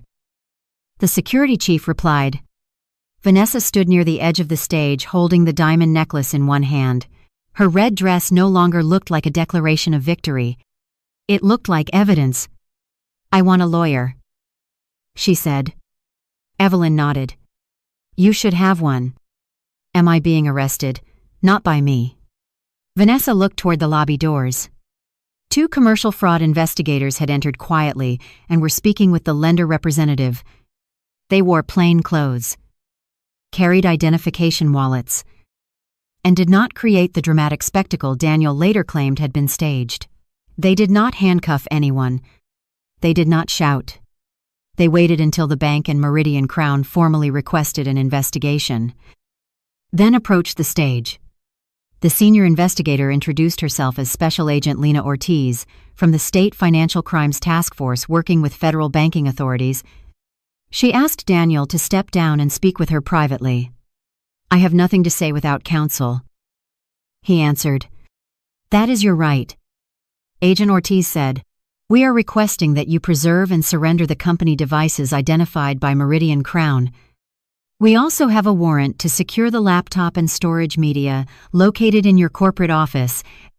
Daniel looked at Thomas. "You gave them access. The company complied with legal process. You are destroying your best executive over bookkeeping." Thomas's face hardened.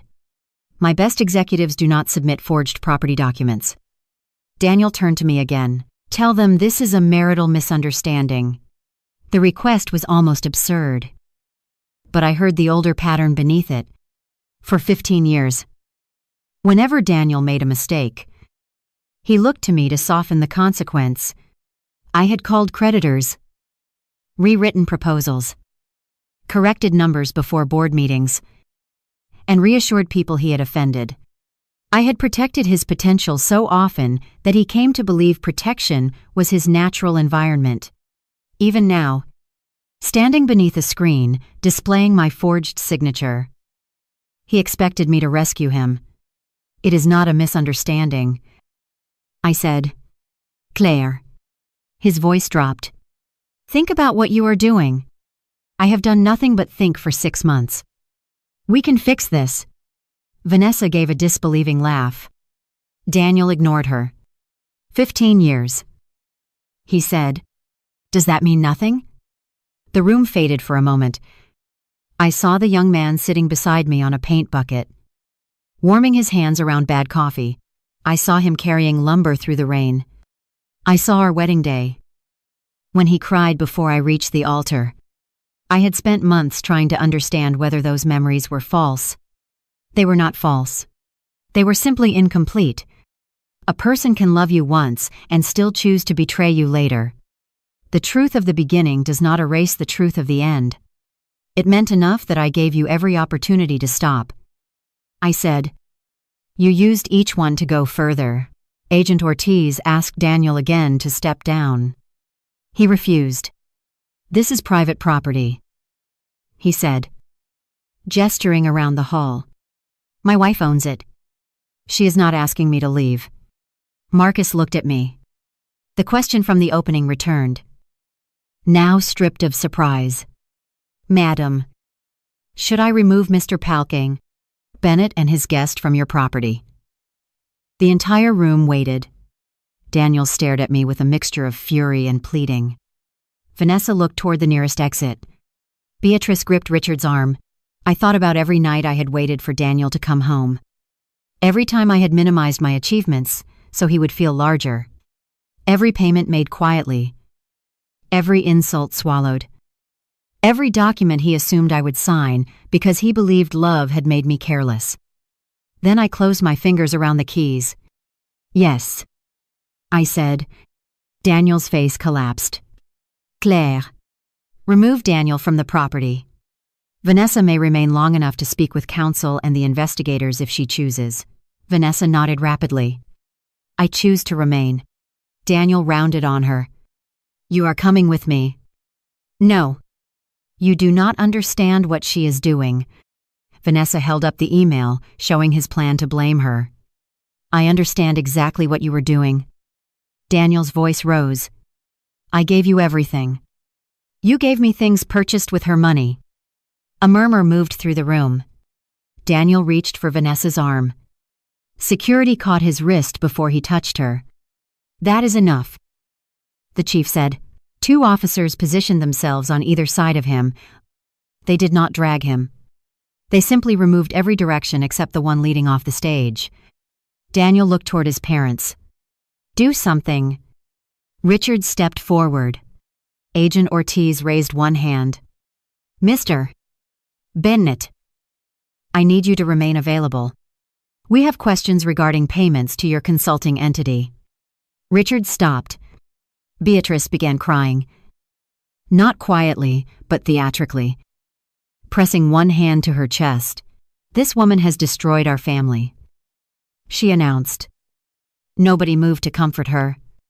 The club friends who had arrived beside her were staring at the payment slide. One slowly placed her champagne glass on the table and stepped away.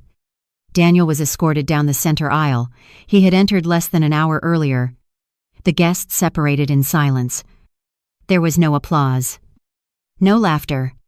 Silence was worse. It forced him to hear the sound of his own shoes and the low mechanical clicks of phones recording his exit. When he reached the anniversary cake, he stopped. The lone sugar groom still stood at the top. Daniel looked at it. Then at me. "You think owning a building makes you powerful?" he called across the hall. "No," I answered. "Knowing when to close the door does." The security chief guided him forward. "Take him through the service entrance," I said. Daniel twisted around. "Why? You always said appearances mattered." A few guests gasped. Marcus did not smile. He nodded to security. And they turned Daniel away from the grand staircase toward the corridor used for deliveries, trash removal, and late-night cleaning crews. The last image most guests saw was the back of his tuxedo disappearing beneath a sign marked "Staff Only." Beatrice and Richard attempted to follow. But Agent Ortiz asked them to remain for preliminary questions. Vanessa sat at an empty table with Evelyn and a criminal defense attorney contacted by her family. She removed the diamond necklace and placed it inside an evidence envelope. The lender representative collected copies of the false term sheet. Meridian Crown's general counsel spoke quietly with employees. The event Daniel intended as the launch of his empire had become an organized preservation of its remains. For several minutes, I stood on the stage without knowing what to do next. The plan had carried me to that point and then ended. No one prepares you for the silence after a life changes in public. The guests were still there. The candles still burned. The first notes of the quartet's abandoned sheet music remained on their stands. 200 people had come expecting dinner, scandal, or celebration. They had received all 3 end of W200. Marcus approached me. "We can clear the room." I looked at the servers waiting near the kitchen. Many had worked for Laurent House for years. Some had known my father during the restoration.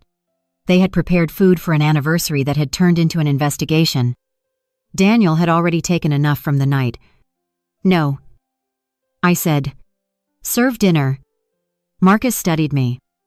"Are you sure the food is ready?" The staff did their work. The guests can leave, if they choose. I returned to the microphone. Priya restored the sound. "Ladies and gentlemen," I said. "I apologize to those of you who were invited without understanding the purpose Daniel intended for this evening. You are free to leave. For anyone who chooses to remain, dinner will be served. Tonight will no longer commemorate a marriage. It will commemorate the restoration of Laurent House and the people whose work made this building survive." I looked toward the kitchen doors. My father believed preservation was an act of faith. He also believed a structure cannot be saved by pretending the damage is not there. In his name, I will establish a fund through Bennett Heritage to provide financial and legal consultations for women leaving marriages involving economic abuse. The amount Daniel attempted to borrow against this building, $4 million, will not become his investment. A portion of the building's annual revenue will become theirs. The first applause came from the kitchen staff. Then Thomas Hale stood. Others followed. The applause spread. Not explosively, but steadily. Until the old station roof carried the sound upward. I did not feel victorious. I felt exposed. But for the first time that evening, the attention in the room was not asking me to perform pain. It was recognizing the work Daniel had spent years minimizing. Marcus raised a glass. "To Arthur Bennett," he said, naming my father, who saved a station and raised a woman smart enough to save herself. I nearly broke then, not when Daniel entered with Vanessa. Not when the forged signature appeared. Not when security took him away. I broke at the sound of my father's name. I lowered my head while the room toasted a man who had died believing the building might never open. The quartet began playing again. The kitchen served the main course. Some guests left immediately, unwilling to remain near scandal. Others stayed because they supported me. A few stayed because curiosity is often mistaken for loyalty. I did not try to separate them. I moved from table to table thanking employees, answering investors, and refusing every request for a private statement to the press. Evelyn handled legal questions. Priya collected devices and copies. Thomas informed Meridian Crown's staff that no employee would be punished for cooperating. Vanessa remained in the south alcove for almost 2 hours. At one point, she asked to speak with me. Evelyn advised against it. I agreed to 5 minutes with attorneys present. Vanessa had changed into a black coat borrowed from a server. Without the red dress visible, she looked younger. Not innocent. Just frightened. "I did not know about the forged signature," she said. "I believe Daniel owned the building. You knew he was married. He told me you had been separated privately for years. You called me to select the dress I would wear while you replaced me." She lowered her eyes. "I thought you had agreed to the announcement. Did you think I agreed to sit at the far end of my own anniversary table? He said you wanted privacy?" "He said many things." Vanessa pressed her hands together. "I know you have no reason to help me. But the invoices were his idea. Vantage was supposed to be a legitimate consulting company. He said Meridian Crown required an outside entity because of conflict rules. He told me where to send the payments. He gave me the classifications. I have messages. Do not delete anything. I will not. Give them to your attorney and the investigators." She hesitated. "He said the house was his. The penthouse, too. He said after tonight, you would take a settlement and disappear." "Which penthouse?" "The Harbor Crown residence. Unit 42. I almost laughed. Harbor Crown Holdings was a Bennett Heritage subsidiary. The penthouse had been furnished as temporary executive housing after a failed corporate lease. Daniel had asked to use it for visiting clients. Apparently, he had shown it to Vanessa as their future home. "Daniel does not own that apartment," I said. Vanessa's face emptied. "Then who does I do?" She stared at me. "What does he own his choices?" Vanessa began to cry. I did not comfort her. Her pain was real. But so was her participation. "Will you ruin me?" she asked. "I am not responsible for deciding your charges or your employment. But you could ask them to be lenient. You helped my husband steal from me and came to my anniversary wearing jewelry purchased with my money. I will tell the truth. What happens after that depends on how quickly you learn to do the same." She nodded. "Before leaving," she said, "he hated that you were better than him. No. He hated that my existence reminded him he had been helped." After the final guest left, Laurent House became quiet again. Staff cleared plates beneath the old clock. The anniversary cake remained nearly untouched. Marcus found me sitting alone on the stage with the keys in my lap. He lowered himself into the chair beside me. For several minutes, neither of us spoke. Then he said, "You do not have to be strong now." That was the sentence that opened the door. I cried without elegance. I cried for the young man on the paint bucket, for the wedding photographs on the departure board. For every year I believed silence was kindness. and for the humiliating realization that part of me had still hoped Daniel would see the evidence and apologize. He had not apologized. He had asked me to save him. Marcus placed a clean napkin beside me and looked toward the empty hall. The building survived worse. He said, "I am not a building. No. Buildings cannot decide to leave the people who damage them." At 2 a.m, I went upstairs to the private suite and removed my mother's dress. My phone contained 47 missed calls from Daniel, 12 from Beatrice, 6 from Richard, and dozens of messages from guests. Daniel's messages moved through predictable stages. "Call me. You are misunderstanding everything. We can solve this privately. Then, you had no right to expose company records. Then you have destroyed my career. Finally, I know you are hurt. But 15 years deserves one conversation." I did not answer. Evelyn had filed the divorce petition electronically at 9:07 p.m. 3 minutes after Daniel confirmed his claim of authority over Laurent House. The petition, preservation orders, and request for exclusive use of the marital residence were already pending. I turned off the phone, placed my father's key on the bedside table, and slept for 4 hours without Daniel beside me for the first time in 15 years. By 9 the next morning, the story had escaped the walls of Laurent House. A guest posted a 14-second video showing Marcus place the keys in my hand. Another uploaded Daniel's statement that he controlled the property, followed by the screen revealing my forged signature. Local news called it the anniversary ambush. Social media called it the key dinner. Strangers celebrated me as if humiliation automatically became empowerment once the right person lost. They did not see me sitting at Evelyn's conference table in yesterday's clothes while she explained emergency financial orders. They did not see my handshake when I removed Daniel as my medical contact.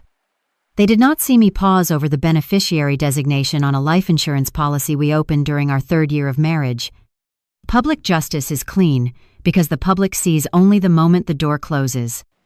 Private grief is everything that remains in the room afterward. Evelyn secured a temporary order preventing Daniel from transferring marital assets, accessing Bennett Heritage Systems, or entering Laurent House. The court granted me exclusive use of our home after reviewing evidence that Daniel had attempted to use my identity in a commercial transaction. He was permitted to retrieve personal belongings under supervision. He did not come.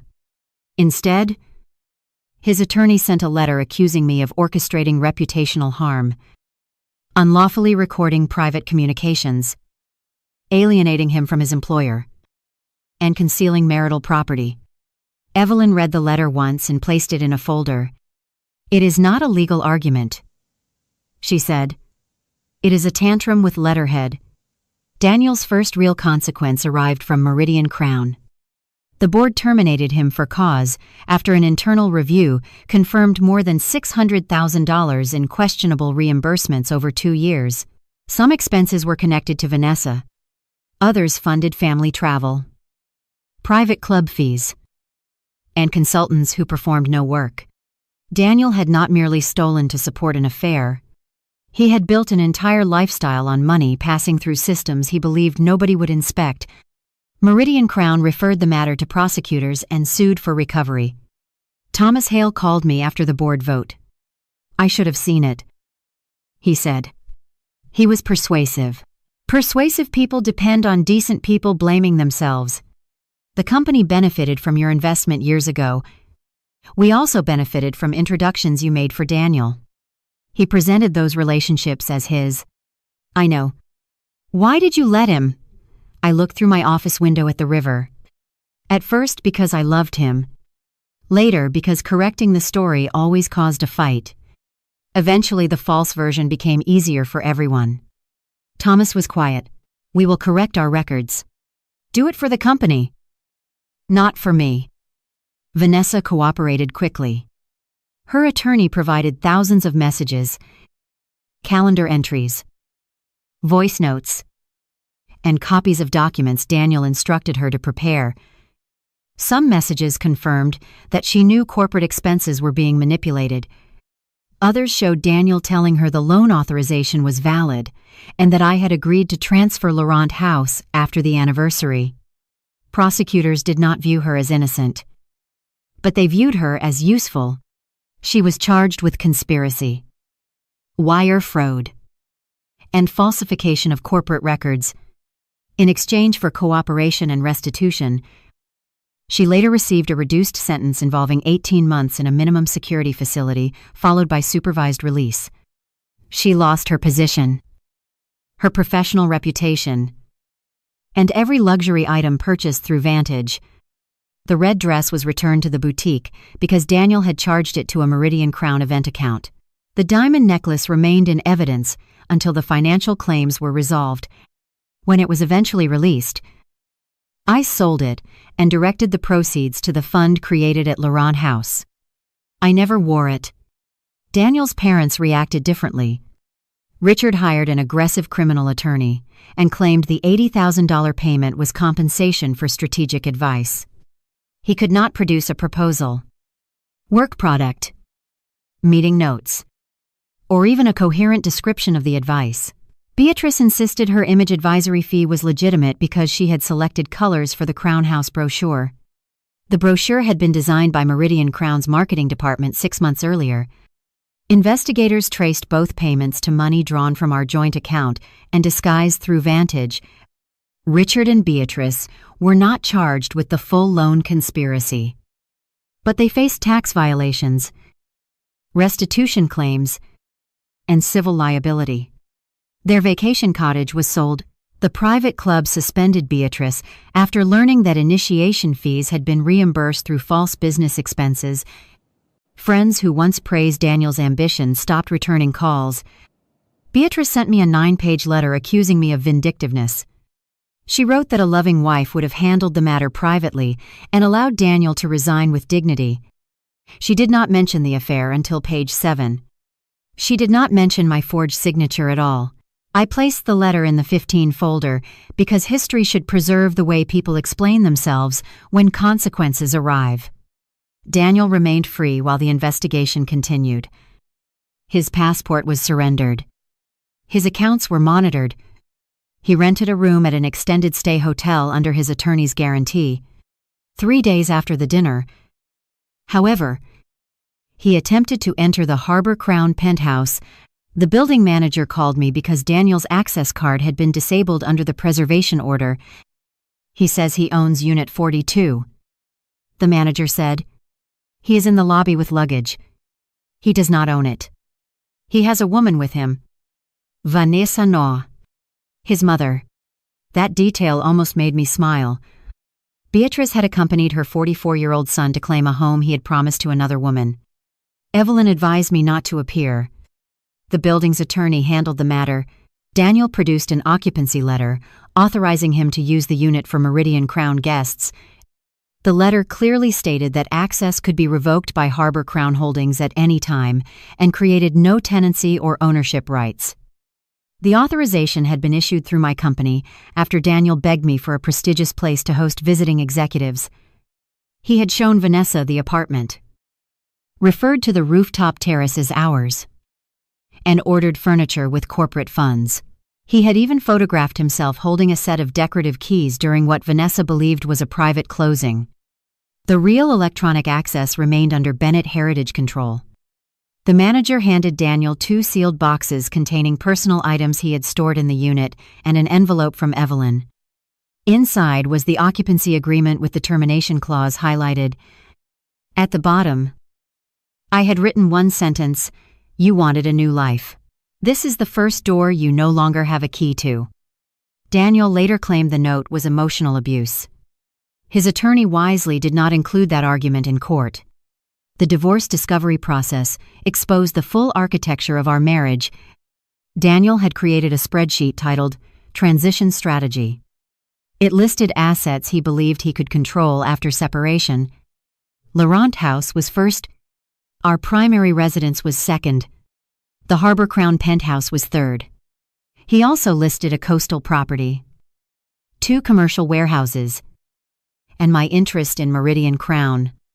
Beside each asset, he assigned a probability of acquisition and a method for the house. He planned to argue that I was mentally unstable and required monitored access to finances. For the warehouses, he planned to claim that marital consulting had increased their value. For my Meridian Crown investment, he intended to argue that his employment created the opportunity. At the bottom, he calculated a total target of $26 million. He had not been leaving me for love. He had been conducting an acquisition. Vanessa was part of the presentation. The affair made him feel admired. But the divorce plan was about ownership. That distinction hurt in a different way. I could almost understand a man destroying his life for desire. Daniel had done it for a valuation model. During a deposition 6 months later, Evelyn placed the transition strategy spreadsheet in front of him. Daniel wore a gray suit and no wedding ring. He had lost weight. Without the tailored office, the expensive watch, and the employees who laughed at his jokes, he looked smaller than I remembered. "Did you create this document?" Evelyn asked. It was a brainstorming exercise. "Did you assign an 80% probability to obtaining control of Laurent House?" I believed it was marital property. Based on what legal advice? My understanding of the marriage. "Did your understanding include the prenuptial property schedule? You signed 14 years and 11 months before the anniversary dinner." Daniel looked at his attorney. The attorney told him to answer. I did not remember the details. Evelyn placed the signed schedule beside the spreadsheet. Laurent House, Bennett Heritage Holdings, and inherited restoration funds were listed clearly. Daniel's initials appeared at the bottom of every page. "Did you read this before signing?" I trusted Claire. I almost laughed. Trust had finally become his defense. Evelyn did not smile. "Then why did you submit a different ownership certificate to the lender?" Vanessa prepared those documents. "On your instruction." She exceeded her authority. "You wrote that you planned to accuse her of exceeding her authority if the lender discovered the false certificate." Daniel shifted in his chair. "The email was hypothetical. Your entire defense appears to be hypothetical until a document records it. For 7 hours. He minimized. Forgot. Blamed. Redefined. And contradicted himself. I attended because Evelyn believed my presence would prevent him from rewriting the emotional history without resistance. He rarely looked at me. Near the end, my attorney asked why he brought Vanessa to the anniversary dinner. Daniel's answer was the closest he came to honesty. I needed Claire to understand it was over. Why in front of 200 guests, she cared about appearances. I spoke before Evelyn could stop me. "You cared about appearances." Daniel finally met my eyes. "You would never have signed privately. So you intended to shame me until I did." I intended to create momentum. The same word he had used months earlier. Momentum. A polished name for pressure. Evelyn placed Vanessa's event schedule in front of him. "You intended to seat Mrs. Bennett away from the exit. Escort her to a monitored room. Surround her with your parents and counsel, and announce an agreement before she had signed it. Is that your definition of momentum?" Daniel looked down. "I wanted the evening to end cleanly." "It did," I said. He flinched. The criminal case took nearly 18 months. Financial investigations move more slowly than public outrage. Accounts must be traced. Devices must be examined. Intent must be established. Daniel's attorneys argued that he believed he had implied permission to develop Laurent House and that Vanessa had handled technical filings. The evidence contradicted them.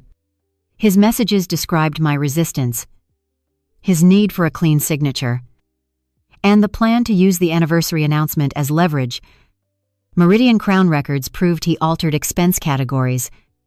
The lender proved that he represented himself as controlling an asset he did not own. Vanessa testified that Daniel instructed her to use my electronic signature from an old scanned document. Richard admitted Daniel told him the separation agreement would cure the title problem. In the end, Daniel accepted a plea agreement rather than face trial on every count. He pleaded guilty to bank fraud, wire fraud, aggravated identity theft related to the forged ownership authorization, and conspiracy to defraud Meridian Crown. The judge sentenced him to 8 years in federal prison, followed by supervised release, and ordered restitution to the company, the lender, and our marital estate. He forfeited funds held through Vantage and lost his remaining Meridian Crown equity. The judge called the anniversary plan a calculated attempt to convert intimate trust into commercial leverage. Daniel stood beside his attorney and listened without expression. When asked whether he wished to speak, he turned toward me in the gallery.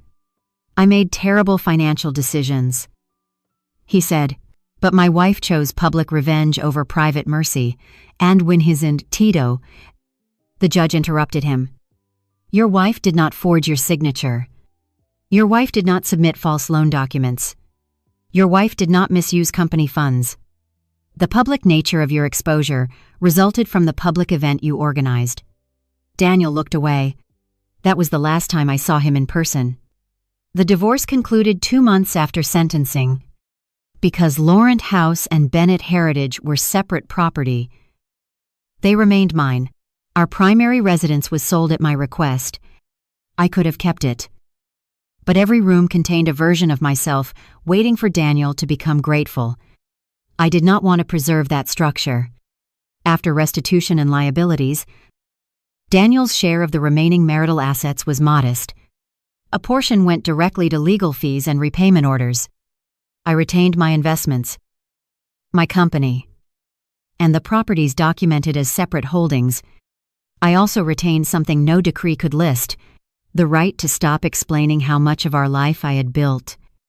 Beatrice attended the final divorce hearing. She sat behind Daniel's attorney. Though Daniel appeared by secure video, in the hallway, she approached me.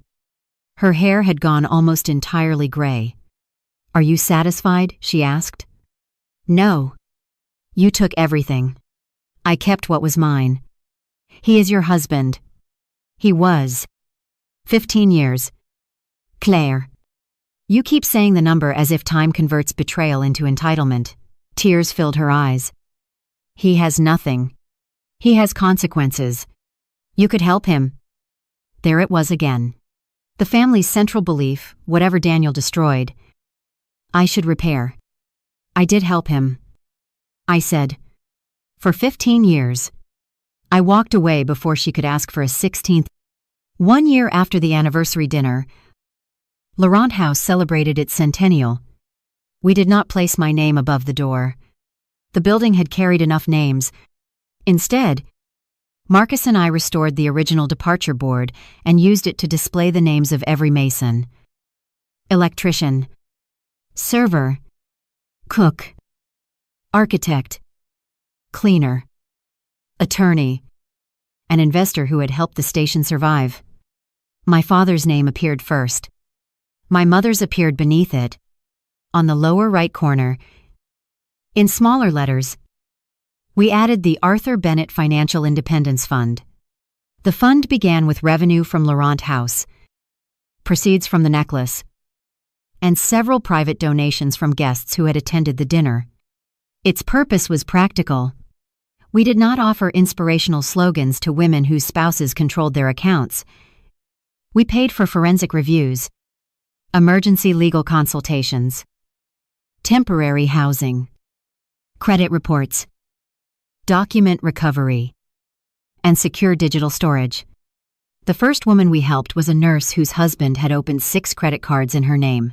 The second was a restaurant manager whose spouse threatened to destroy immigration paperwork if she left. The third was a retired teacher who discovered that her home had been refinanced without her understanding.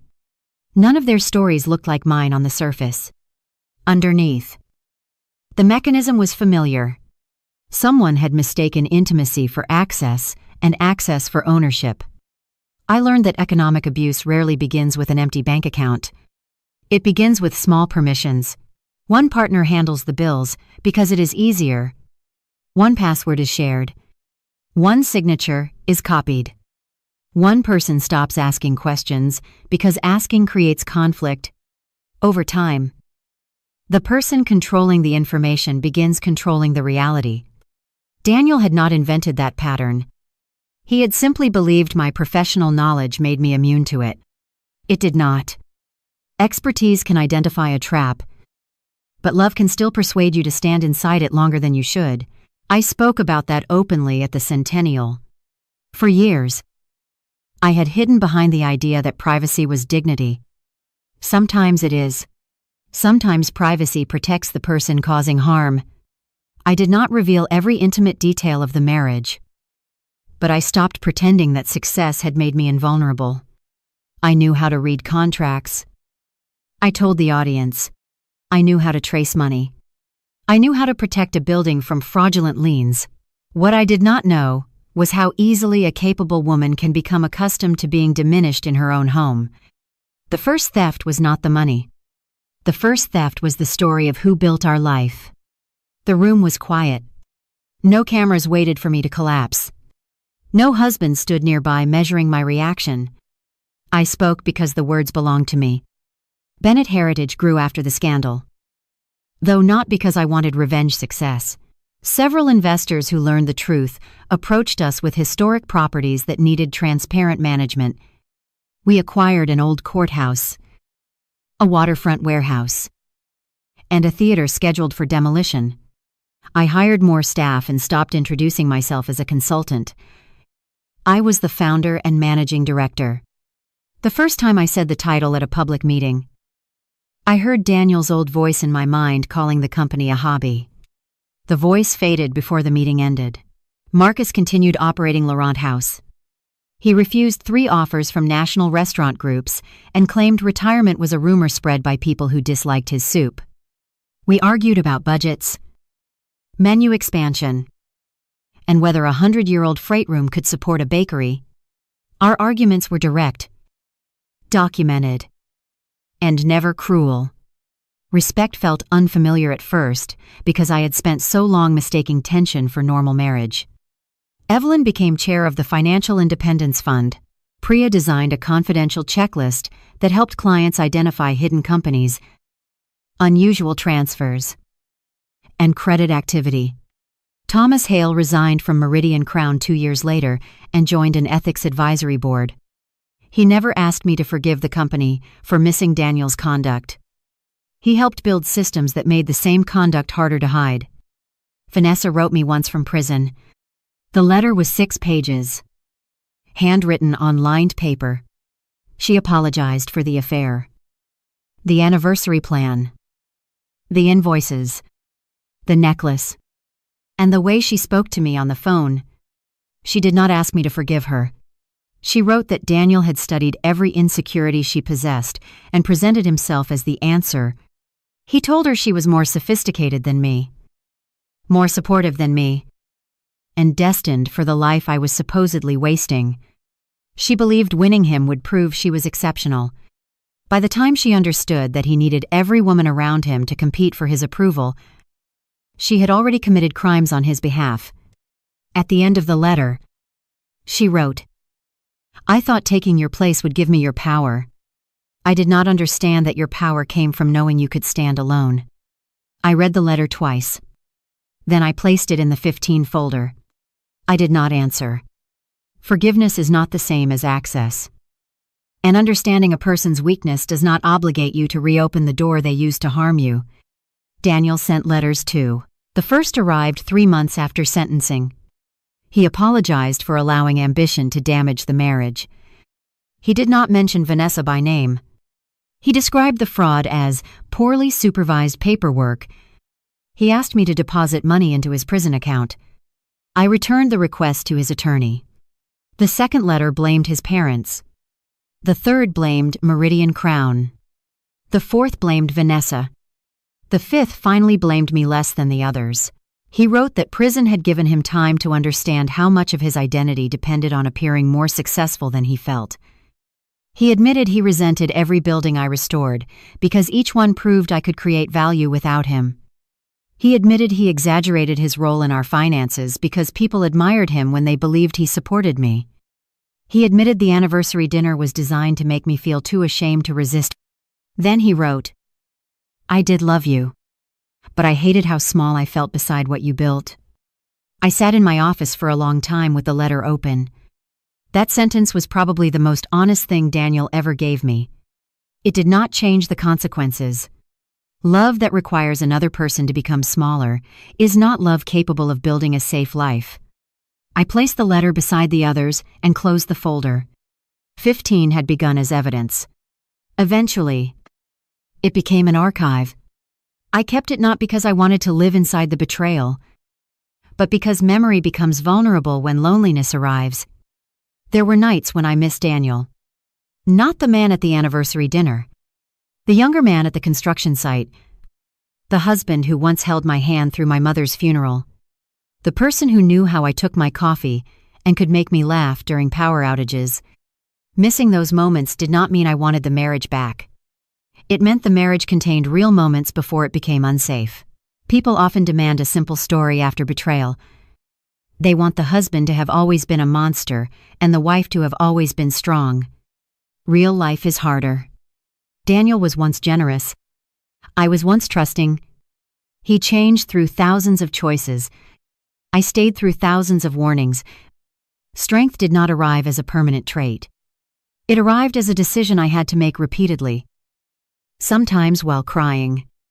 Sometimes while signing documents. Sometimes while refusing to answer a letter. I sold our marital home and moved into a restored apartment above the old courthouse acquired by Bennett Heritage. It was smaller than the house, but every object inside it was there because I chose it. I kept my mother's navy dress in a cedar closet. I kept my father's toolbox beside the drafting table. I mounted the original brass key from Laurent House inside a simple shadow box near the entrance. Beneath it, I placed no plaque. I did not need to explain it to visitors. On quiet mornings, sunlight passed through the courthouse windows and spread across the wooden floors. For years, silence in my home meant Daniel was withholding affection or preparing an accusation. In the apartment, silence became space. I learned to cook for one without treating the meal as evidence of failure. I learned to attend events without scanning the room for Daniel's approval. I learned that nobody died when I corrected someone who minimized my work. I learned to say, "That is my company," without adding, "But it is not a big deal." 16 months after the dinner, Marcus introduced me to Gabriel Ward, a widowed architect working on the courthouse restoration. Gabriel was 46. Patient. And more interested in the building's original ventilation system than in my divorce. We had coffee, then another coffee. He did not rescue me. He did not hand me a new identity. We disagreed about windows and laughed about contractors. When he asked whether I wanted dinner, I said I was not ready. He answered, "Then coffee is enough." That response taught me more about respect than any expensive anniversary gift Daniel had ever purchased. Months later, I accepted dinner. Nothing dramatic happened. That was the beauty of it. My life no longer required humiliation, followed by rescue to feel meaningful. The most important relationship I rebuilt was the one with myself. On the second anniversary of the key dinner, the fund hosted a private workshop at Laurent House. 27 women sat in the clock room, where Daniel had once planned to pressure me into signing away my property. Evelyn taught them how to preserve documents. Priya explained account alerts. A family law attorney described emergency orders. I spoke last. I held up the old brass key and told them what my father had said. A key does not make you powerful. Knowing which doors should stay closed does. One woman raised her hand. She was in her 50s, wearing a nurse's uniform because she had come directly from work. "How did you know when to close the door?" she asked. I considered giving an elegant answer. The truth was less elegant. I knew long before I acted. I said, "Most of us do. We wait because we want more proof." Because we remember who the person used to be. Because leaving is expensive. Because the children are watching. Because the family will blame us. Because we are embarrassed. Or because part of us still hopes the next apology will be real. The important question is not why you waited. The important question is, what information, support, and safety you need now. She nodded and began to cry. The woman beside her took her hand. In that room, the site of my intended humiliation became a place where no one had to perform strength alone. That transformation mattered more than seeing Daniel escorted through the service entrance. Revenge is satisfying for a moment. Ownership of your future lasts longer. There were still people who believed I had gone too far. Beatrice gave an interview to a small society magazine and said I used wealth to punish a husband for falling in love. The article omitted the forged signature, corporate theft, and loan fraud. It described Vanessa as Daniel's companion and me as a secretive property heiress. I could have sued. Evelyn advised that the statements were misleading but unlikely to create meaningful damage. I let the article remain. Not every lie deserves your energy. Some lies reveal more about the speaker than a correction ever could. Richard attempted to rebuild his consulting business. Search results connected his name to Vantage Payments. And clients disappeared. He sold the family home and moved with Beatrice into a small condominium near her sister. Beatrice wrote once asking whether I would return the club initiation money because she considered it a gift to me through Daniel. Evelyn answered with a copy of the reimbursement record showing it had been paid from my company. We heard nothing further. The restaurant's centennial attracted national coverage. Reporters repeatedly asked about the keys. Some wanted me to recreate the moment. A television producer offered money for an interview in which Marcus would hand them to me again under dramatic lighting. I declined. The power of the moment came from truth, not performance. I did, however, agree to one photograph. Marcus and I stood outside Laurent House beneath the restored clock. He held a chef's knife. I held the brass key. Behind us stood the entire staff. The caption identified me correctly: Claire Bennett, founder of Bennett Heritage Holdings and owner of Laurent House. I stared at the printed line for a long time. Not wife of Daniel Bennett. Not quiet consultant. Not abandoned spouse. My name. My work.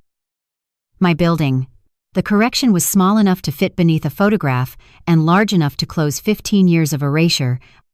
The most meaningful evening at Laurent House came almost 3 years after Daniel walked through the service corridor. The fund had helped a woman named Elena Morales, a 43-year-old accountant whose husband controlled the family construction company. Elena discovered that he had used her credentials to guarantee equipment loans and then blamed her when the business failed. Unlike me, she did not own property worth millions. She had 2 teenage sons, a rented apartment, and less than $300 in an account her husband could not reach. She came to our office carrying a grocery bag filled with unopened bank letters because she was too frightened to read them alone.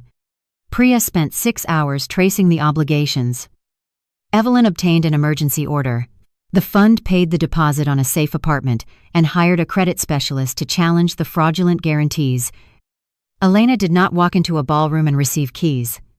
Her victory arrived in ordinary pieces: a new password, a certified copy of her identification, a bank account in her own name, a court order preventing further contact, and the first paycheck her husband could not seize.